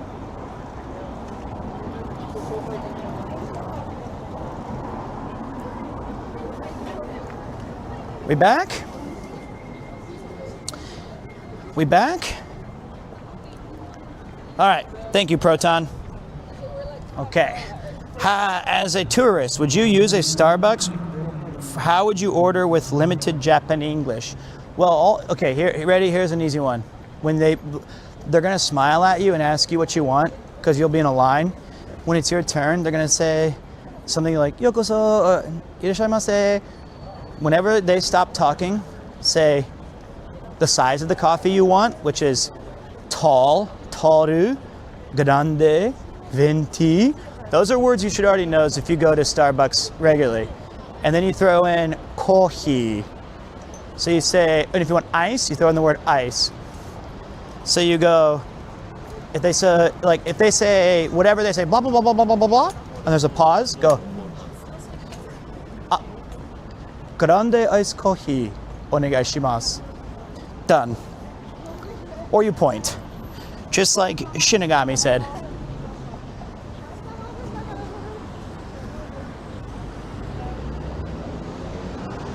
Apparently you forgot your coffee. Yes, I did. Back we go. Forgot it up on the ledge. Whoops. Also, I recommend you don't forget your coffee. Just kidding. Just joking. You're the fucking idiots, aren't you now? Aren't you guys? Look at you, you gullible dummies. Yeah, you big morons. Quick to call me an idiot. Yeah, see, that joke only works though because you guys think I am that stupid.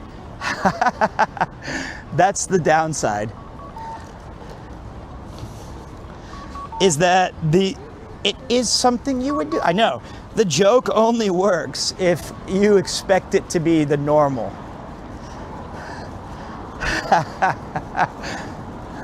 Let me check my map. I'm consulting my map. Okay.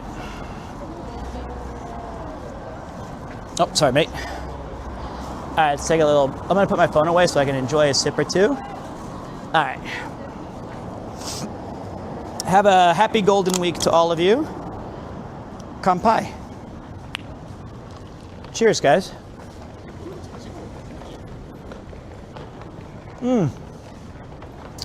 Great. Yesterday I played Clair Obscur Expedition 33 with sub mode on. I gotta say, this is I am so back in on that game. I actually was very close to binning it. Like, listen to this. This is a good reason to check out. Oh, before I continue this story, mods. Let's Whoops, not cross that bridge, Pete. Oh, well, hold on.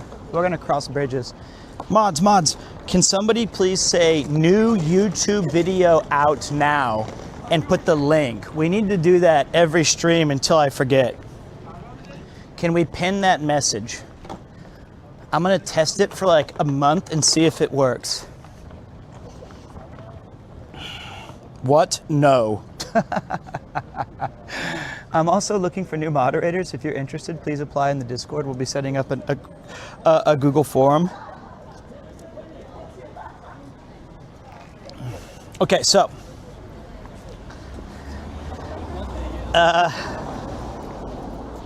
there is, what was I gonna tell you guys? So there was a Expedition 33. I was really close to binning it. Ouch, because I had a bad experience with it the first couple streams, just because of, I felt like I was too slow or too many backseaters. But the sub mode, I think, and I don't think anyone was gonna spoil it yesterday, and I don't think there was any non-subs who had that intention, but I think it set the standard that, oh, he's serious about this. And everyone really, hopefully, had a good time. But the main reason I'm continuing it is I couldn't believe it. I checked the YouTube comments on the VOD, and so many people had said, hey, I'm so excited for you to play this. I like your RPG playthroughs. I'm excited to see your observations and reactions to it. I'm really looking forward to this VOD. So for the first time in recorded history, I am listening to the VOD watchers. If you hear this, I read the comments. And I'm ready to acquiesce as much as I can. This is the edge of Shinjuku, correcto. It's a Shinjuku Gyoenmai. I appreciate that you like the voiceovers, mate. I was kind of bummed we didn't finish the what's it called? We didn't finish Suikoden 2, but we did a good job of playing through a lot of the Suikoden stuff. Where are we? Okay, yeah. That's my hotel. Really? Any hockey fans? How about those Winnipeg Jets? That was a great game. Okay. Yeah, even Geary was playing Expedition 33. It's always cool when some people would be like, get off of my RPG platforms. I love seeing a bunch of different crossover appeal. I did finish Suikoden 1 and I got through about the best parts of Suikoden 2. So we did a good job. Walk and talk with Van Gang win? Well, you know, we just saw the Van Gang for a week. I think Ian doesn't like being on camera. So, seriously. He's not very interested in the live streaming sphere. Now he'll still join, and he was like an absolute ace on the cyclothon because of my Kupo situation. I will never forget how much I had to go to break because I got bad news from Kupo. In every single time I came back live, he knew I was in rough shape. He would always throw out a joke to pick me up and get me back on track every single time. I really appreciated that. And I think that he and Charlotte had a great stream without me. I think that Ian is actually really, really funny, and his sarcasm, though it sounds like he's being genuine, is fucking hilarious.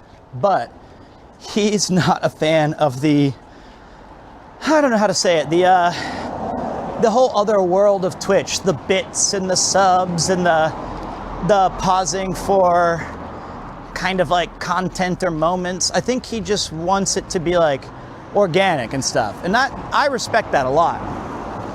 But he's not really super keen on doing like lots of streams together.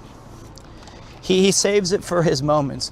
I do think Paul is much more interested in streaming. He's a live content creator himself. So there's a strong chance that he would be willing, and I think it would be very fun to, I think we talked about, we're gonna do a walk and talk on my stream on a Sunday and end on his stream for a Shabu Shaberu Sunday.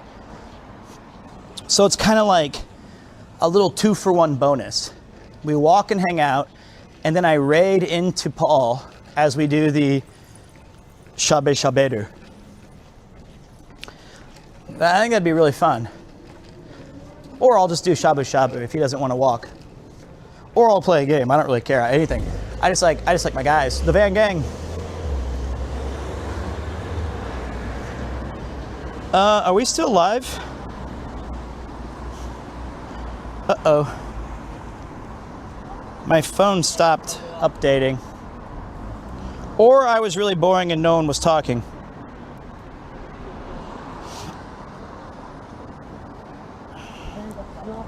Oh, we're good. Okay, okay, sorry. Unfortunately, thanks, Javori. I had to restart my chat app. Sorry about that.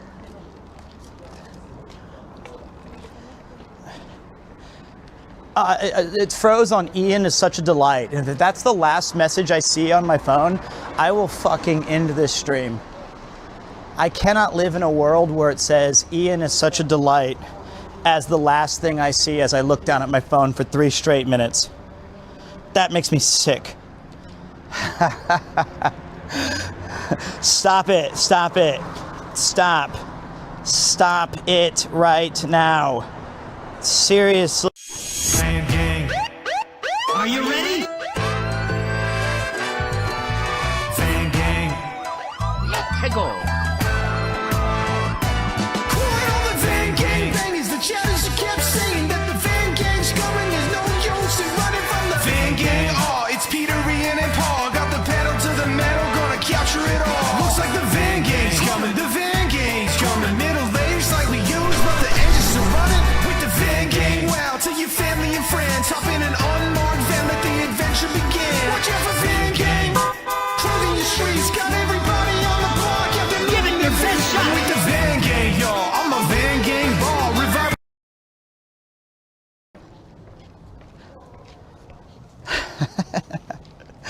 Okay. I was just kidding. We're not gonna end it. We're not gonna end it here. We got work to do. Ian is such a delight, though. He is very good.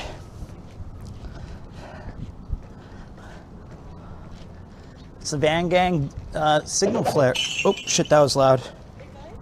It was 11 years ago today that my pal Joey came running out of that room shouting, "It's a boy, with tears streaming down his face. We never went back to Thailand. I knew there was gonna be I knew it wasn't gonna be a normal joke from Grandmaster. I saw the name Grandmaster and I knew it was gonna pivot. Whoa, that guy had like an old ass classic mobile and he didn't even take off the I hate the name for this on cars. It's called, legitimately, I learned this from Alex Shapiro. It's called a fart can. It's the thing that you add it onto a car or something, or you take it off and it makes that horrific brapping noise. What a terrible name for a vehicular.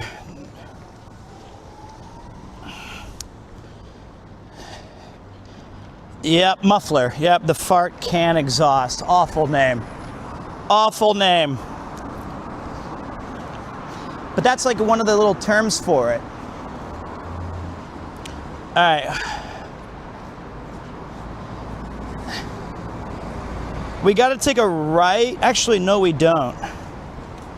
We followed this road almost all the way up for a very long time.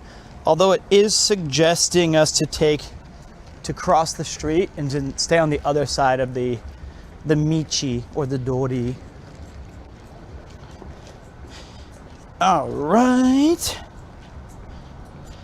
I think it's a specific type of, whoa, what a cool shop.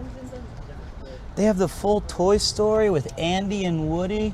They got Buzz. They have this big brained guy with the wizard staff. It's like my Oblivion character.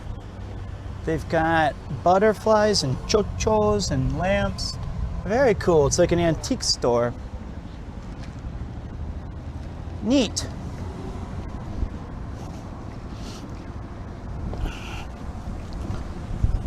Oh, this wind is godlike. This feels beautiful outside.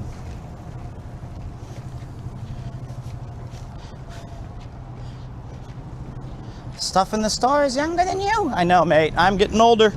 Are people calling in the store watching TV? Yeah, man, they're just chilling, dude. That's still like a thing everywhere in the world. Even when I was in LA last time, like 5 or 6 years ago, I went into this restaurant called Daddy Dave's and Big Mama's Cookin'. It was excellent.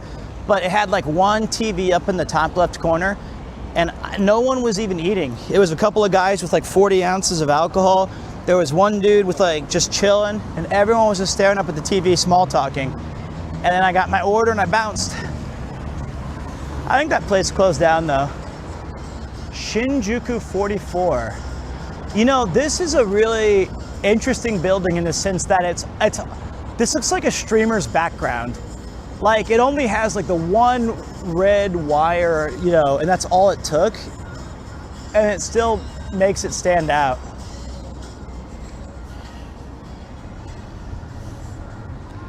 Is there a fact on why you're not going back to the United States? I mean, it's pretty easy. I'm married and I have a child coming. I think that I've lived here for 15 years, most of my adult life. Corgo 200 Van Gang song is stuck in my head now. Premier Van, I approve. Hey, I did you a favor. That's a great track.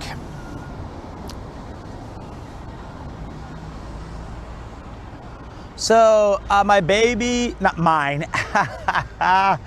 our baby will be born in about 2 months. I didn't know that people were pregnant for 10 months. That's been the biggest revelation from 2 days ago. All my life, I've heard that women get pregnant for 9 months.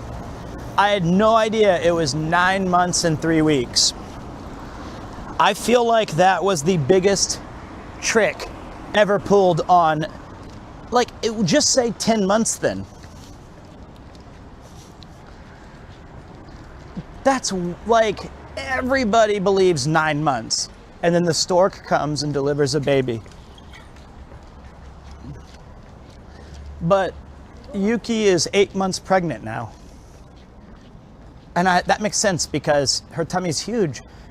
And she sends me these updates on her phone that have like a little Japanese drawing of what the baby is looking like around this time of the pregnancy. And yeah, it's 38 to 40 weeks. That is very different than 9 months. They rounded down. In every other mathematical equation, we round up. And so right now, the little baby inside has like hair and stuff. It has hair and arms and legs and ears and eyes. It's like, wow, it's happening. Well, that's what the picture said. It has the little, it's crazy. Hair. It has like, it's ubuge, they call it in Japanese. Where am I, for fuck's sake? Okay. It's turning into a little person.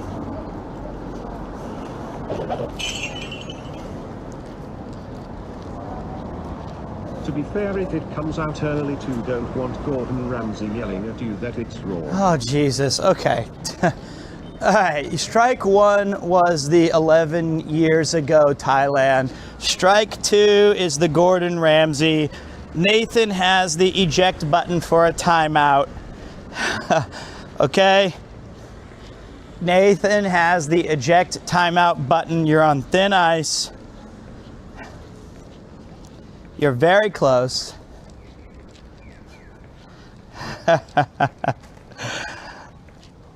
Okay. So I'm very excited about that. We have about the baby is supposed to be due on July 4th, which is a great cosmic irony given how much I hate the United States. Isn't that wild? That is actually the most beautiful form of irony. On America's birthday, it's supposed to be born, which is hilarious.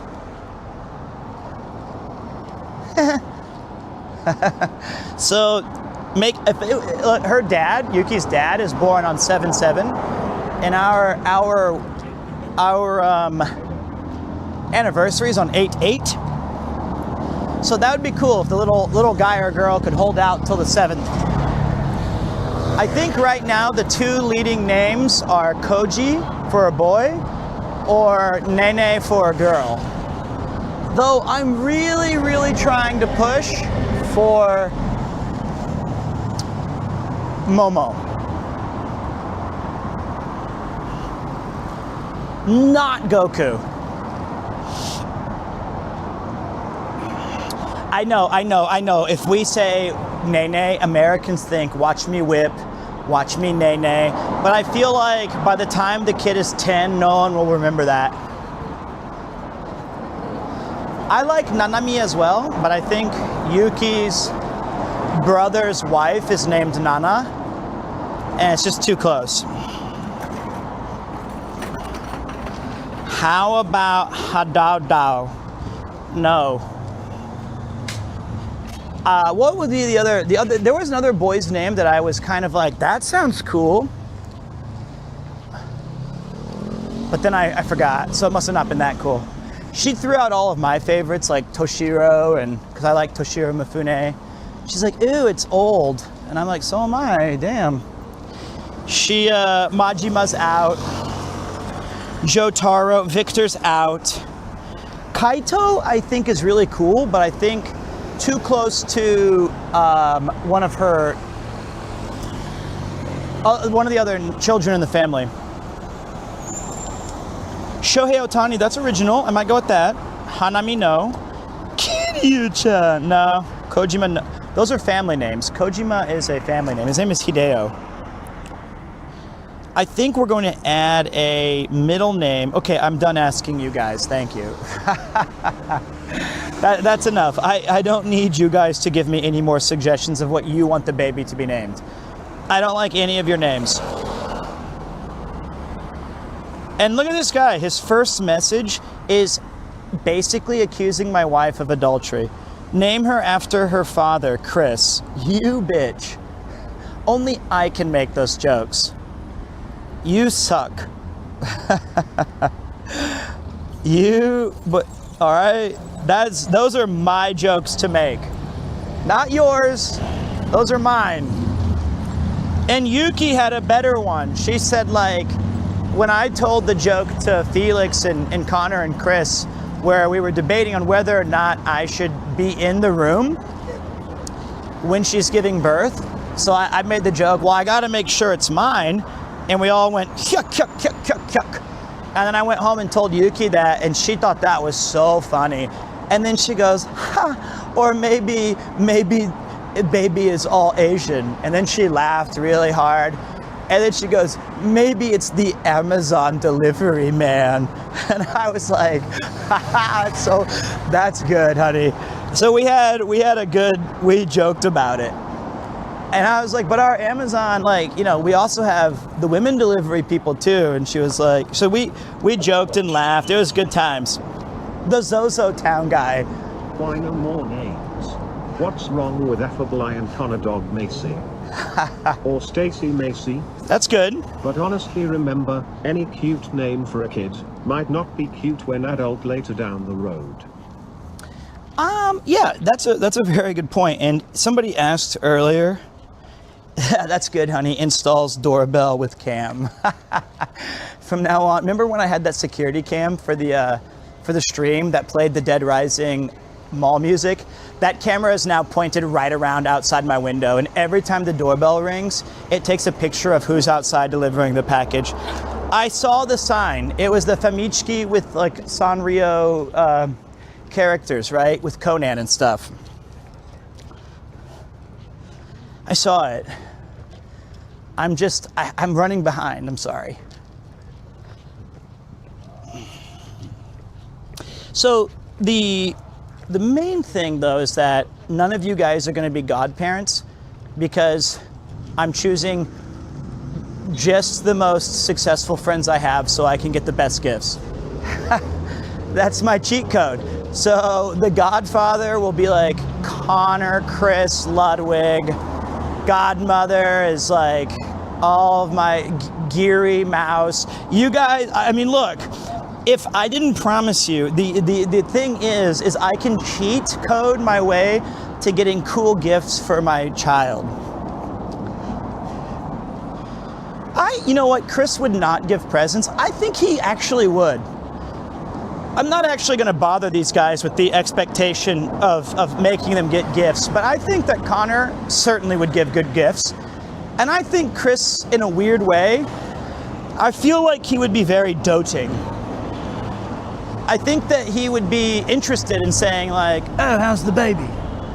They're scary from ages 1 to 7, but I quite like them after that.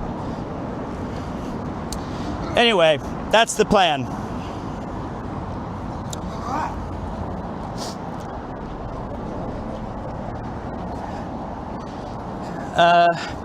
For your birthday, I got you a JJ eSIM, Japan's most reliable eSIM. All right, let me take a break here and switch hands. This ice is very cold on my cup.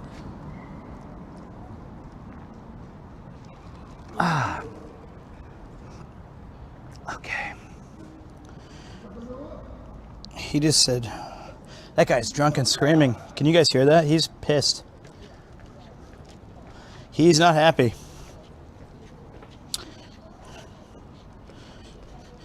Something got him down. I understand, buddy. May you find some sort of happiness soon.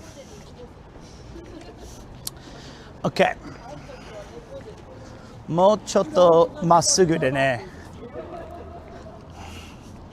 Bit early to be drunk. Hey man, we don't know where he got to from the steps that led him to this point. Maybe this is not early enough. Who knows? I can tell you the liquor stores are open. Where am I heading? I am heading to Akasaka, which is a bougie part of Tokyo. And hold on a minute, guys. Let me make sure I'm going the right way. Yep. And in Akasaka, I'm going to meet my friend Chris, who, if you watched Walk and Talk episode 2, we celebrated his birthday at, I'm gonna go hands-free for a minute. I'm just gonna walk and talk. We celebrated his birthday in Yokohama, where I had some awesome pizza that was by the slice, a little bit floppy, but the taste was there. And then we played darts. I got him the pool balls that I had to carry those from I had to carry those pool balls for like an hour. That shit was heavy as hell. And he was like, oh, I just bought some new ones, but thanks. I was like, oh, no problem, man. And tonight we're gonna get caught up. I haven't seen him in ages. And then tomorrow I have a social engagement that I'm really looking forward to. And then on the 7th, I'm angling to go to a ball game with Cryptic Circuit, who was the award, or not the award winning, he won the award of the charity auction of the misfortune of spending time with me. And then on the 8th, streaming Expedition 33. On the 9th, I have to take diuretics. On the 10th, I get the camera up the hoo-ha. And then on the 11th, barring any misfortune, we will be back in action at the studio, playing more Expedition 33 and Oblivion. And we're going to try to finish those two experiences before I go to Wales, which will be at the end of May. That leads into PremierCon. And then I get back for 3.5 more weeks of hanging out with the family, with Kupo. And then it's baby born time. And right now, Yuki has to go to the hospital for like a week. And I'm trying to angle cousin Jeff coming down to Japan and staying with me at my house or apartment so we can play like King Griffey Jr.'s baseball, Rocket League, hang out on the couch, just play games, take care of Kupo. And then when the baby's born, he leaves and her mom comes to live with us for a while. That's the immediate plan, but I'm not sure if all of these things are going to work out the way I desire. But hopefully we get a chance to play Blueprints, we get a chance to finish Expedition 33, and make some fun progress in Oblivion.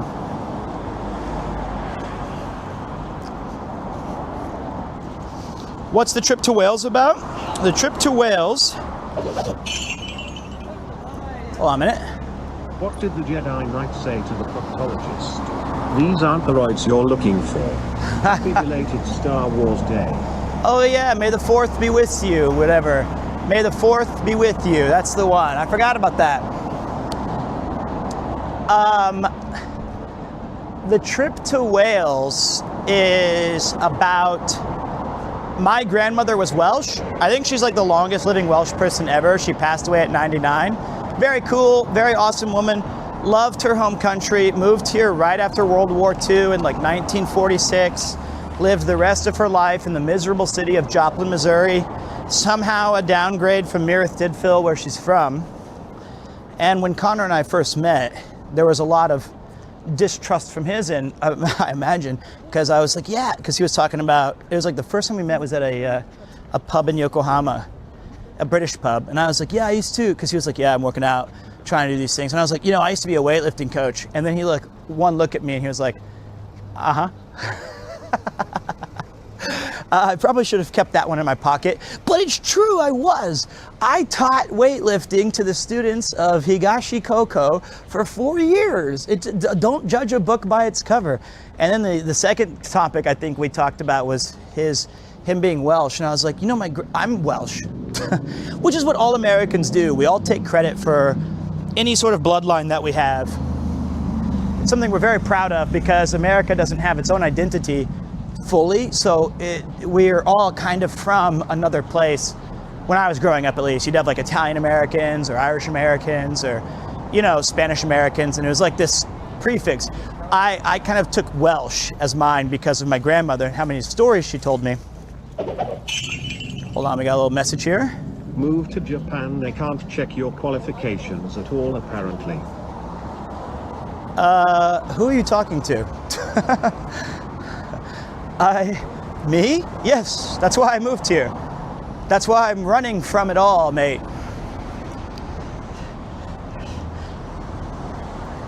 That is true.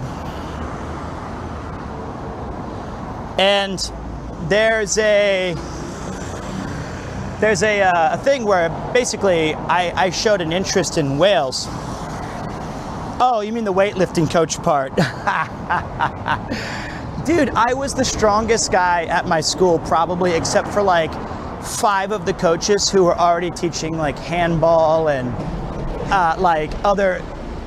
This is Yotsuya Station, I think. I think we take a right here. Hold on a minute, guys. Yep. Good on me, Pete. How you doing, Nibs? So I had some interest in it, and I took some weightlifting classes, and whoa, look at this guy's, he has blinking eyes on his car. That's so cool. His Mushi Group Isuzu's blinking at us. Holy shit, that's awesome. Fuck yeah. That's so cool.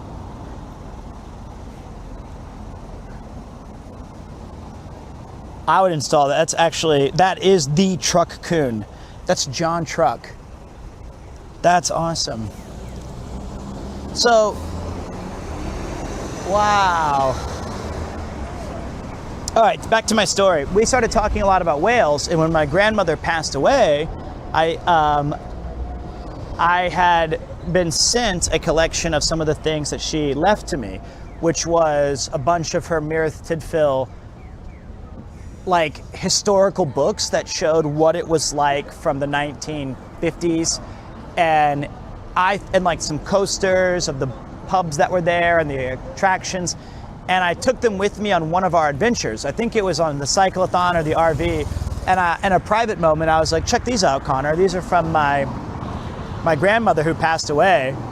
And he was like, mate, this is really cool. Would you ever have an interest in like going to Wales? I was like, oh yeah.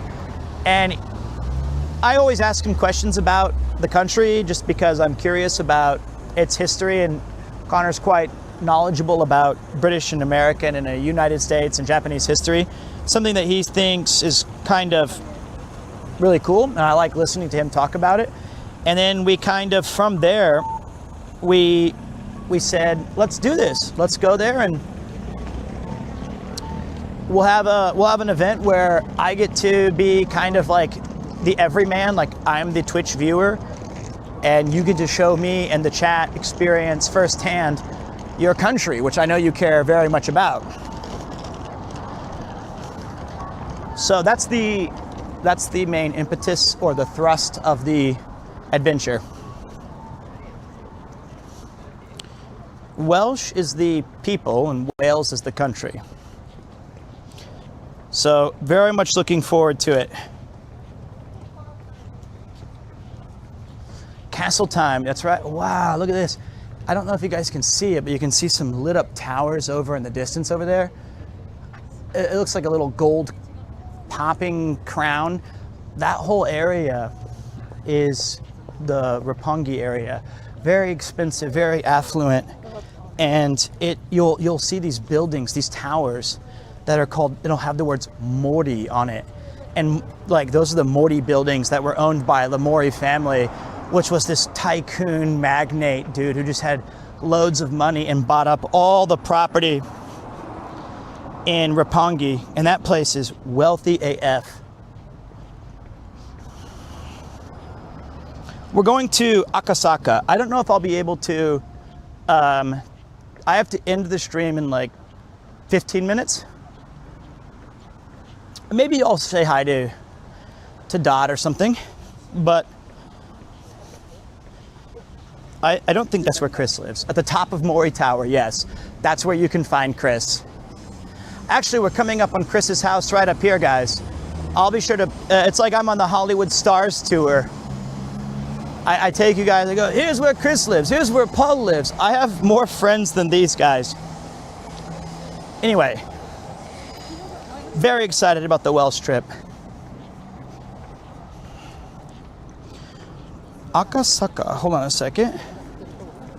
We're 24 minutes away, which means I'm doing a very good job of, and we've never walked in this area.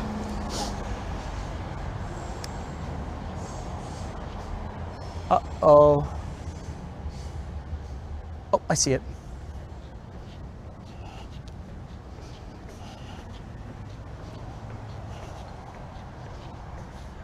It's like this part of the map was foggy, and now that I'm walking it, slowly more of my map is becoming uncovered. You know, oh, shit. 5th and 12th of July, I believe the Welsh rugby team plays the Japanese team in Japan. That's a big game, because Japan rugby's pretty good. I wonder if that's going to be at the stadium. That's right outside of Meiji Jingu Baseball Stadium. They have a really nice state-of-the-art rugby place that they built for the World Cup. I don't think I could claim Welsh citizenship. I don't think great-grandchildren can be Welsh, but maybe. If I don't have teaching background, can I join the JET program? Mate, yes. I have a degree in theater, which means I'm an excellent waiter. I can serve tables and serve liquor better than anybody else of my age range when I graduated college. And if I got a job teaching English, you can get a job teaching English. That is, ladies and gentlemen, Lord Broad's Manor. Currently under lock and key for the masses. But you can see in the background his massive estate. It's fucking Windsor. It's the Buckingham Palace.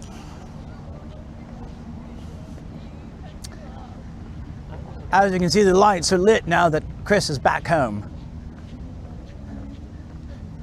Perhaps if we ring his butler, he'll be able to let us in, but I'm afraid not. The king was honored to meet Chris.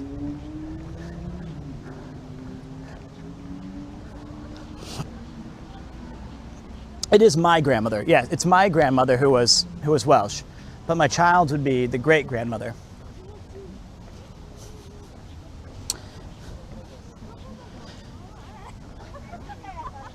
Kawaii golden retriever. Oh, すごいじゃんね。Wow, kawaii yo. What is this place? I actually don't even know. I think this might be a family mart. Oh, you can go in.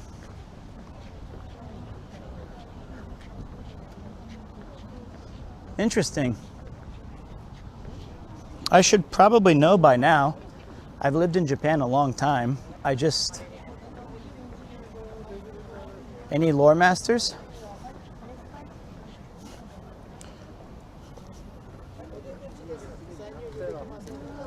Huh.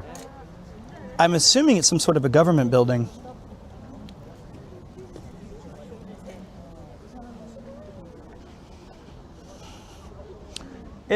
Have we walked so far that we're in the White House? Yeah, it says the entrance is over here. Is this the entrance? Do we teleport when we walk inside? And we just go like... I guess it's Akasaka Palace. I didn't know that was a thing.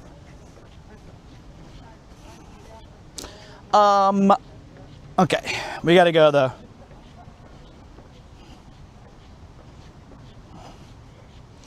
We have important work to do. Yep, wait, I went the wrong way. Son of bitch. Oh, we're walking towards the big Mori building. That's cool.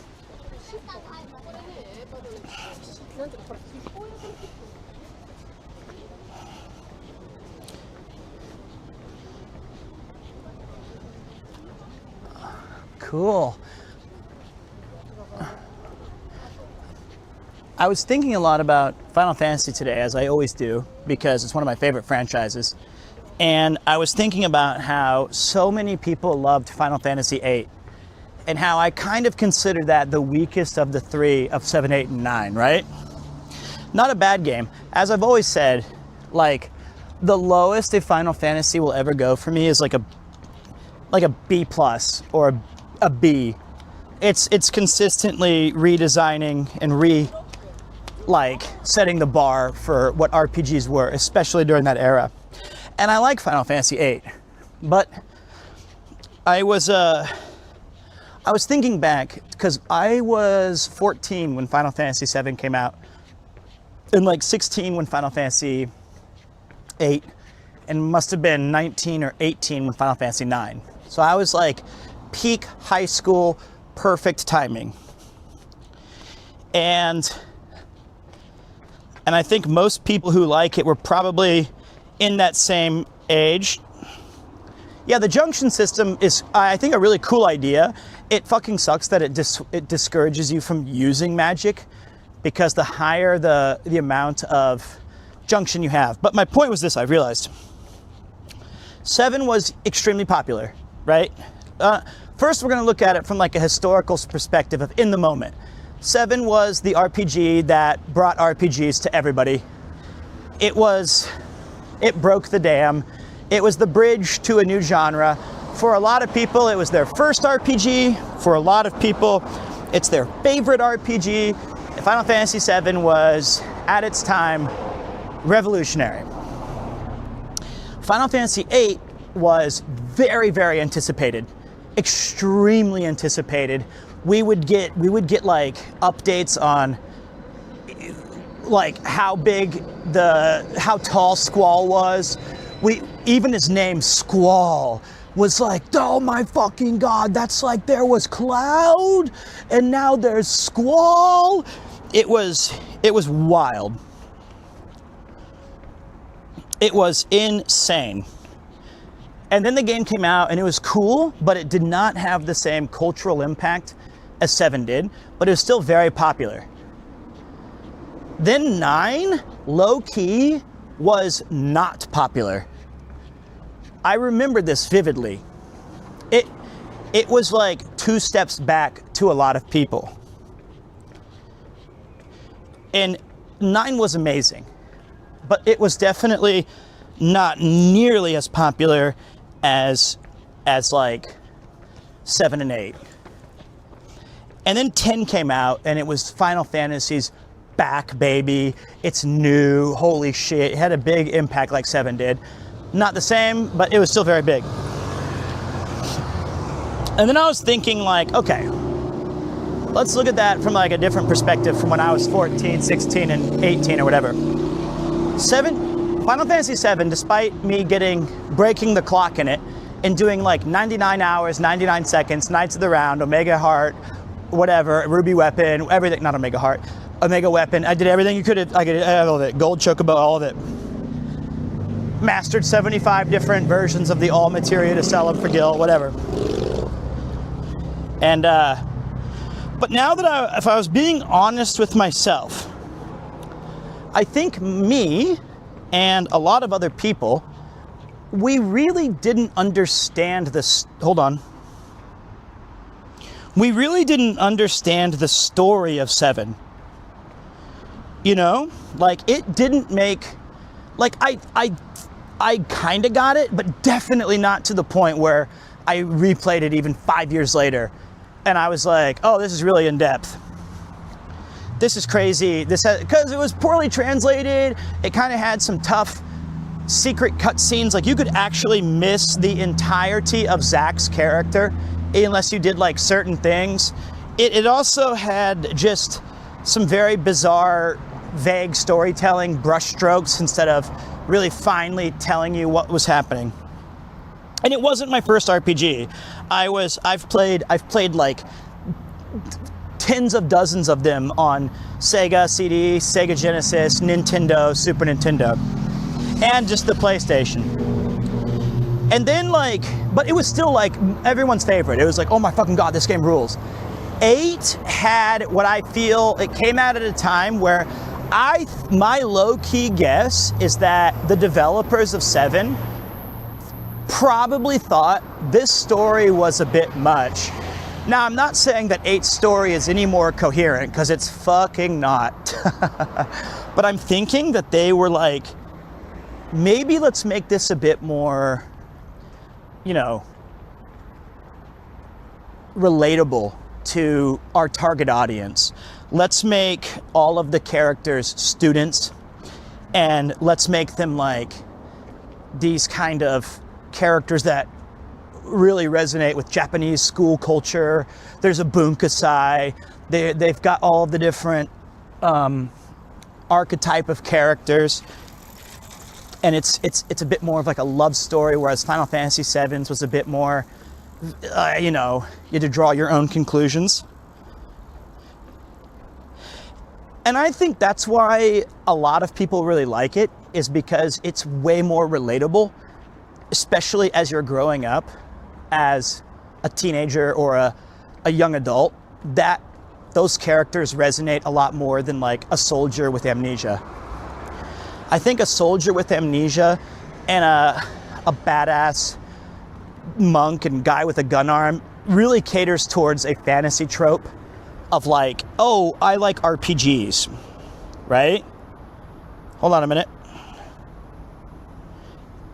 And then 9 was what I think a lot of people was a bridge too far. It is a massive step back into classic what am I doing? Classic ass Final Fantasy. It's just swords and sorcerers and knights and magic and crystals and dragons and everything that I love about RPGs. It was like back to Lufia, back to all the old school shit, back to Final Fantasy 2 and 1 and 6. And I think that rubbed people the wrong way, because they were, all of these young adults had been like 8, 8, 8, 8, 8, 8, 8. This is so cool. And then we did 9, and they're like, what the fuck is an RPG? So they were like, pivot, pivot, pivot, back to 10, make it a shonen, make it a shonen. And that's where I've kind of, those are my thoughts. Aren't I a loser? I sat down at a coffee shop today with no intention of telling you guys this. I was just thinking about why 8 was so popular. And I was thinking about the PlayStation era and how it related to me as a young adult. And I just sat there and had my coffee and I put my thoughts together.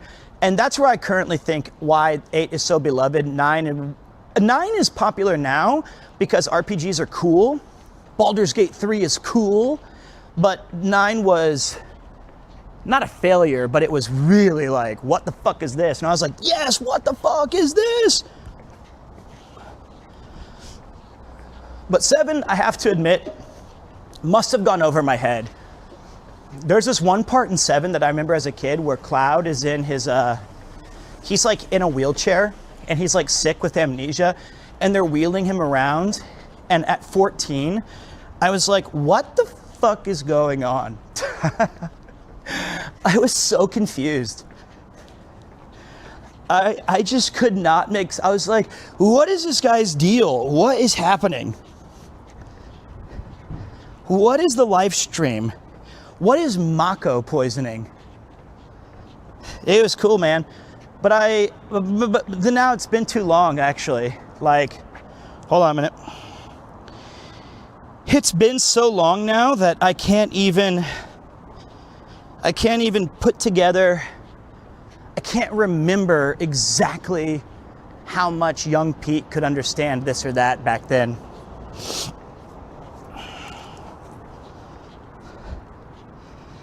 Yeah, I thought Cloud was a clone too, actually. I thought he was not a human being until like Tuesday. I couldn't understand that. I was like, what's his deal? Is he just, I thought he was like a lab creation. I replayed 8 recently. It falls apart after Squall gets stabbed, was awfully rushed. You know, a lot of these Final Fantasies, they're very good games. But Final Fantasy 4, 5, 9, 8, they have a really bad job of landing the plane. They pivot, they Deus Ex Machina, they just kind of, they just fuck it up. Crisis Core was awesome. It's the reason I bought a PSP. Not true. The reason I bought a PSP was because I love video games, but mainly so I could play Final Fantasy Tactics remake or whatever, War of the Lions. Let's talk about Final Fantasy 11. Was every Final Fantasy cited about when it was announced, like MMO? That must have been hype. No. I'm gonna put my phone away for just a second, guys. I'm really sorry to just monologue. You guys are really cool for being patient with my walk and talk shit. Here, I'll give you a cool shot really quick. Hey, just want to say thanks for inspiring me to try streaming in my 30s. I just hit affiliate, and I wouldn't probably have even tried if I didn't find your streams. Thanks for the positive outlook and entertainment. Keep inspiring people. Thank you, Coastal Nerd. If you guys want to check out an up-and-coming streamer, go give him a look. I cannot confirm nor deny what his content is like, but if he was inspired by me, it could go a lot of different ways. But congratulations on affiliate, big man. It's never too late. Never too late to start streaming. So, and good luck to you. I'll try to check that out. The Final Fantasy 11 was what we were talking about there for a second. Let me message Chris really quick.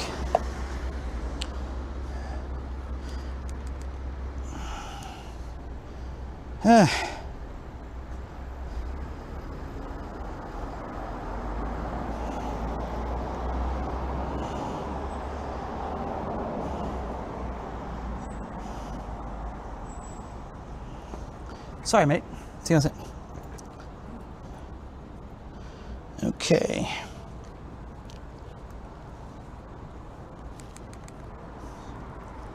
Okay, I just messaged Chris, telling him I think I'm like 10 minutes out.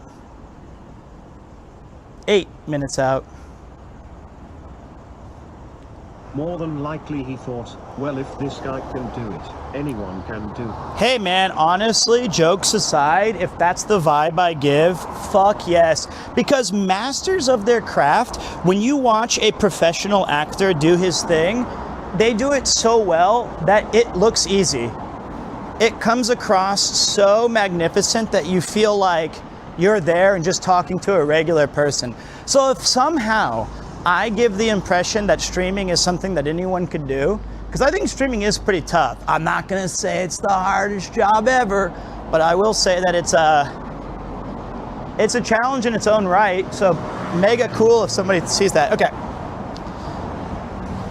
I don't think that's why, but anyway, Final Fantasy XI was, in a lot of ways, a very confusing title.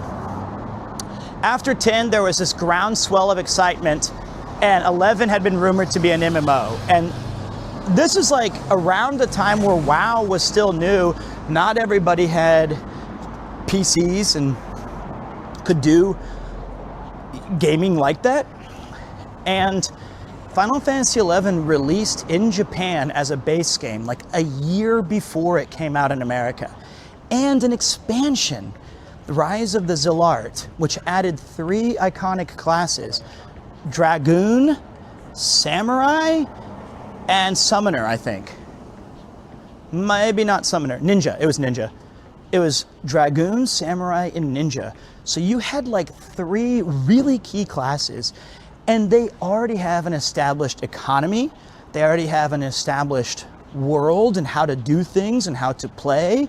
And Final Fantasy XI, for all of its faults, I consider it to be the absolute fucking GOAT of MMOs because it never held your hand once. It was so brutally hard, and it required you to have a consensus of knowledge amongst the player base.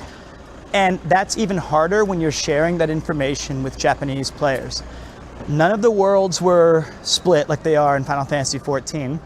As soon as you create your character, you get dumped into a random world. I got sent to Garuda, and I bought the game on PC, which was coming out 6 months before the PS2 release. So I told all my mates, hey, I'll get the game early. I'll create a link shell, which is like a guild, and I'll try to get some funds together and get caught up, and so that when you guys join, I can do like this recruit a friend ticket, and I can get you guys all on the same server, and we can play together. Because when it came out on the PS2, it actually came bundled with the Ethernet brick adapter. It was before, the Xbox 360. It was around the same time as the Dreamcast. So you could play like Tony Hawk 3, you could play SOCOM, which was a kick-ass game. You could play Final Fantasy XI. And the Japanese had such a massive head start, and very quickly it became kind of antagonistic. The ignorant, stupid new player base, we didn't understand their rules for how to level. We didn't understand how to be polite in certain ways that are culturally different.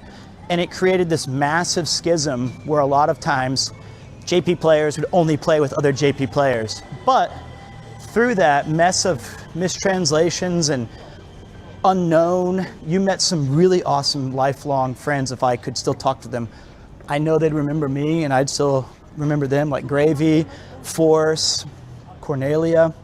Wish I could talk to all of them again, but it was very, very different back in the and not a lot of people picked it up as much as true diehard Final Fantasy fans. But it was an awesome time. Did I ever get into Fire Emblem? No, not until I streamed. I mean, I knew of it, but I never really got into the portable gaming scene. It's just not my thing.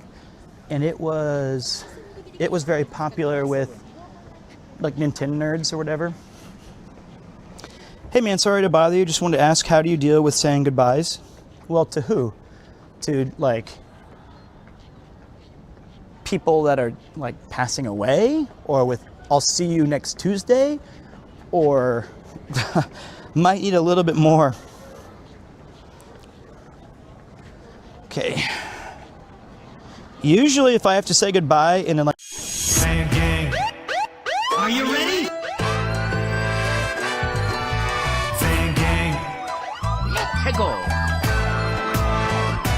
Quiet on the Van Gang thing is the challenge that kept saying that the Van Gang's coming. There's no use in running from the Van Gang. Oh, it's Peter, Ian, and Paul. Got the pedal to the metal, gonna capture it all. Looks like the Van Gang's coming. The Van Gang's coming. Middle aged like we use, but the engine's still running. With the Van Gang, wow, to your family and friends. Hop in an unmarked van, let the adventure begin. Watch out for Van Gang. Clothing the streets, got everybody on the block. Giving your best shot. With the Van Gang, y'all. I'm a Van Gang.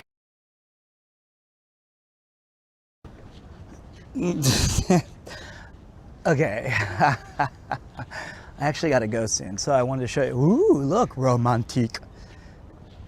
Look at these. We're just two birds trapped on a ball and chain. All right, so we're about to depart. This is kind of neat. This is like right near Akasaka Station, where I'm meeting my friend. Kawaii ne. Missouri weather report. 5:35. Good morning, Missouri man. Are you from Springfield? All right. Very scenic.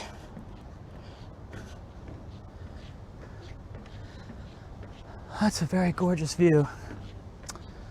I kind of wish I lived in this area. This is a very international area, like Azubujuban, Akasaka.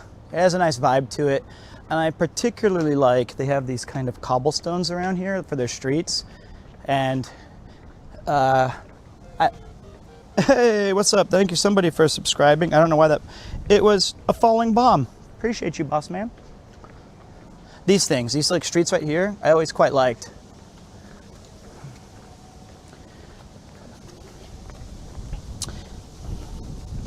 All right, oh, wind.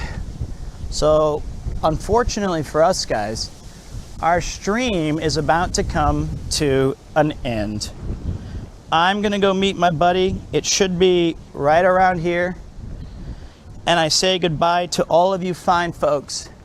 I hope you enjoyed the America bashing, tax speaking, game chatting, Final Fantasy historiating, Chris Broad's housing adventure.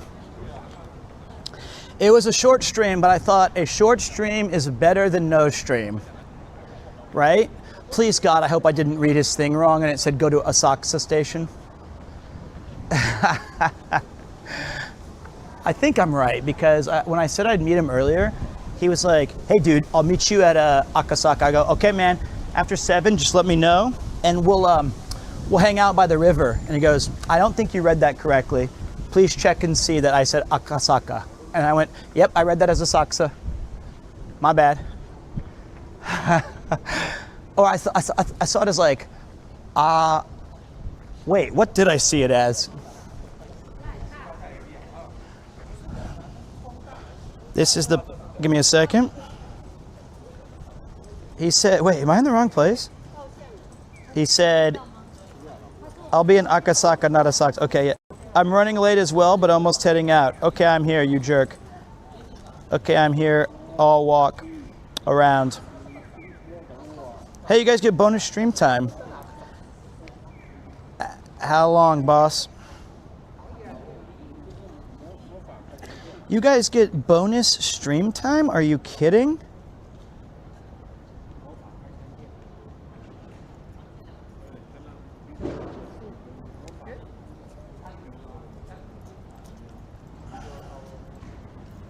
And then Yuki giving me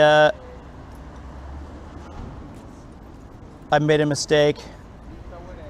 All right, let's walk around, guys. Bonus time with Pete. Bonus time with Pete-chan. Ina.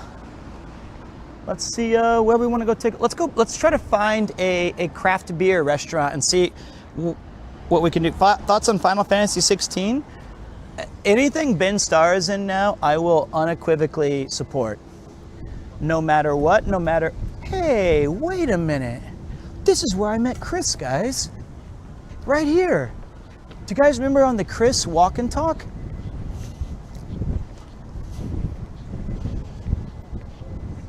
I was sitting right up here, and he came up and goes, "Hey, Rob CD, you're my favorite streamer." And then we walked all around the Imperial, whatever, like palace and stuff. Koko kara. This is where we met during the daytime. Cool. I am more of a lurker here, but I've loved these walk and talks. Watched mostly few the VODs as I am in the UK. Right. I have missed a few I need to catch up on, but just wanted to send some less than 3 PS. Will all the VODs stay on Twitch or be on YouTube? Not to sound weird, but they are great for helping me try to sleep too, lol.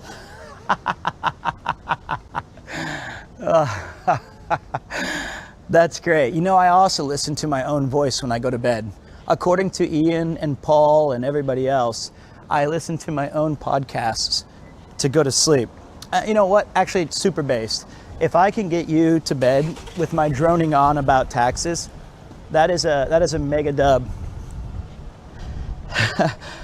And Sprider's Resource, what's up? Did you know Gaming also has some great videos that I watch to go to bed? They're designed that way. They're like, watch this to go to sleep. I like to have white noise when I'm going to bed. Usually it's podcasts of sports. Sometimes these days it's like baseball games that start at 2 a.m. when I go to bed after the stream.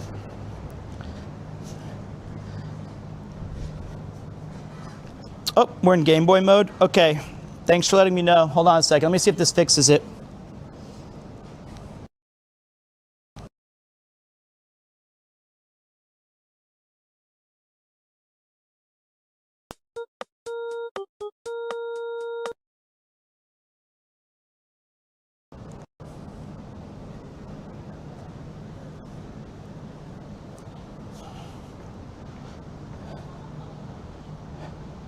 Is it fixed? Do you know how upset I am, guys? I'm actually genuinely so disappointed that during the ending of the cyclothon, right when we got to the peak of, like, we were about to go up the mountain to say everybody, my camera went into PS1 mode. You made it worse. Bring back Game Boy mode. That was sick AF. Oh my god. And so as we're for the final 40 minutes of the stream, that I was trying so hard to get this confetti that was stuck on my body to show you guys like a non-ruined ending. Like last year we had it totally, everything died. The entire time it was in PS1 mode and I didn't know. I had no idea.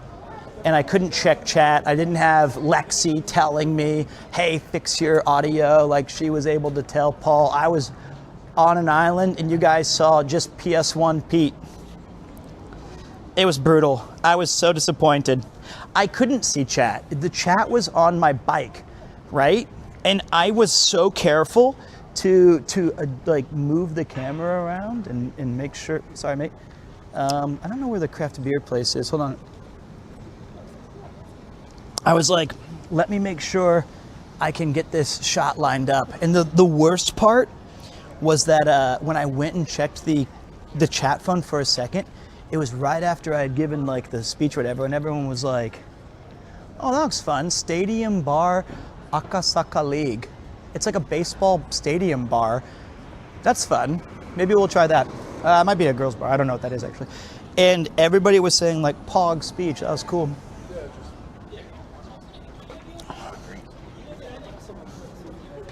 I'm passing all the same people.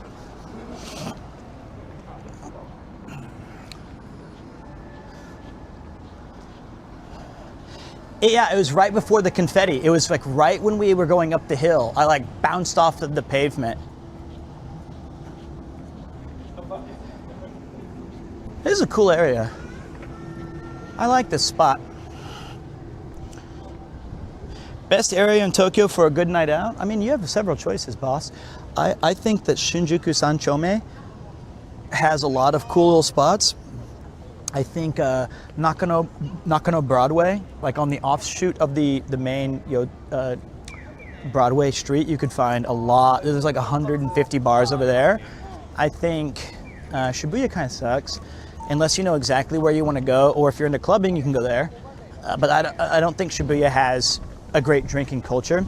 I think Nakameguro is peak. I think Gakuge Daigaku is peak. I think Yokohama has some banging spots. Tokyo Station, surprisingly, if you're getting in and just want to get drunk, go to Antenna America underneath the, it's like in the actual station. I think Shimbashi is very cool. Shimbashi is awesome. Super fun spots. But the best place to drink in Japan is the place, hey, Harry Potter World is right here. You can get butterbean or whatever it's called. Butterball beer. I think the best place is the one that you find with some friends. And like, some of my favorite bars are just random stations that only have 2 or 3 bars in them, but it's a good vibe. What's it called? Buttermead? Butter beer. It's just butter beer. I don't know why I thought it was buttermead.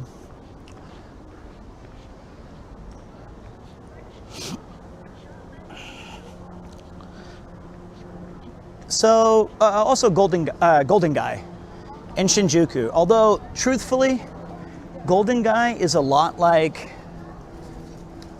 I don't want to get too far from the station, guys, just because I'm supposed to meet him. Is right near...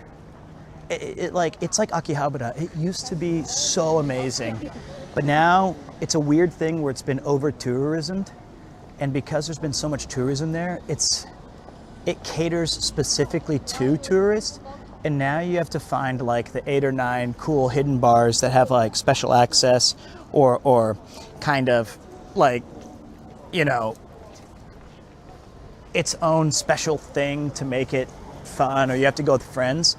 And it's kind of lost a lot of its charm, in my opinion.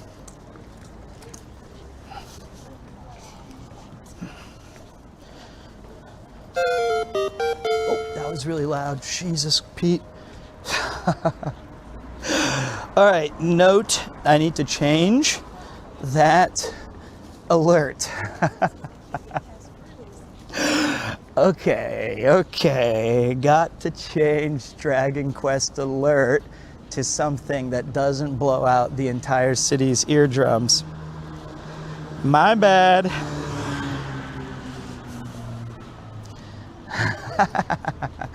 Okay, Pete. Thank you, Clashed. Thank you to everyone who decided to support the channel today with some subscriptions or just vibing and walking and talking. I hope that today, can you guys who've been watching for a couple hours, how has the camera held up? Has it been stabilized? And is the audio clear? Have we had a successful bouncing? It's been good? Okay. The camera is good.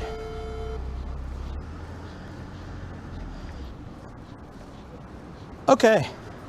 That's good, because the biggest issue I had before was I have an uneven leg. Like, one leg is slightly longer than the other, so I bounce like I'm on stilts, and that really makes the VODs uncomfortable to watch, in my opinion.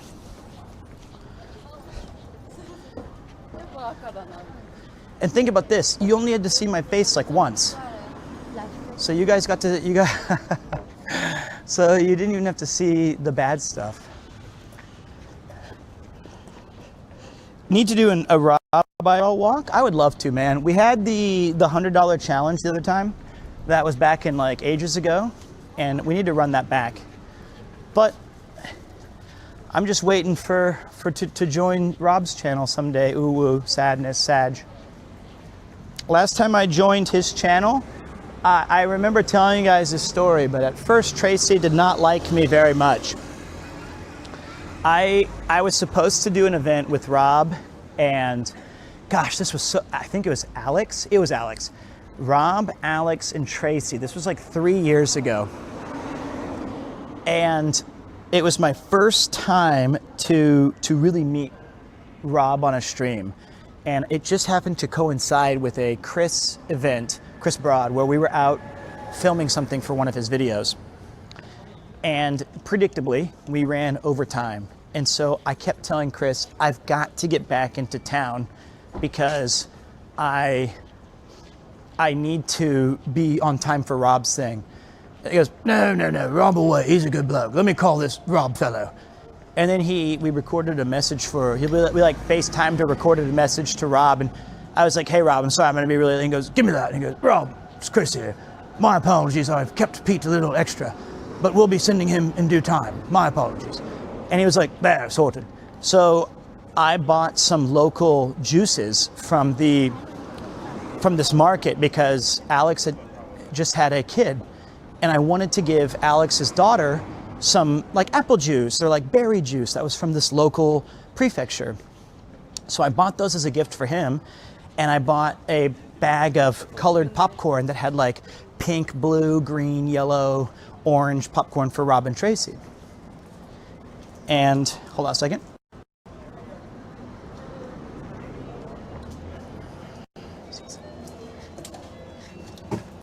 And what happened was I met them at this bar and they're live streaming and I make my appearance and I'm a little late. So I'm late and I'm like, hey, Tracy, nice to meet you again. You know, I met you like briefly once. Hey, Rob, it's good to be on your stream finally. Hey, Alex. And I made a joke where I gave Rob the popcorn and Tracy. I think I got Tracy like a little toy as well. I was like, hey, I got you guys a gift. I'm sorry I'm late. And then I was like, Alex, I didn't get you shit. And then we all laughed about it. Like, but then Tracy like went to the bathroom or something. And while she was gone, I was like, hey man, I was just kidding. I didn't get you anything, but I got your daughter this packet of fresh squeezed juices from, you know, Gifu or something. And he was like, oh man, that's so sweet. And I was like, yeah, of course, I hope that you guys had a healthy child and I hope everything's going well. And then Tracy came back. Tracy came back and she, you know, we went to we did the stream, we went bowling together, we did all these things. And I think at first it came to light that she thought I only brought her and Rob a gift because he was the streamer and I was kind of like sucking up to him, but I didn't get Alex anything. And that I had been like really disrespectful, which to be fair, that would be really rude if I showed up and I just was like, oh, Mr. Rob, I got you this. So, but I had given Alex the gift while she wasn't watching. So it looked like I was just a real dickhead. Cause I even made the joke like, I didn't get you anything, Alex. So he was like, where's my gift? And I was like, I didn't get you anything. Like I made the joke like that. Like I was actually rude to him. Oh fuck, man! Why would you do that? Because you didn't tell me where you were. And I had to you were late. I had to snipe you.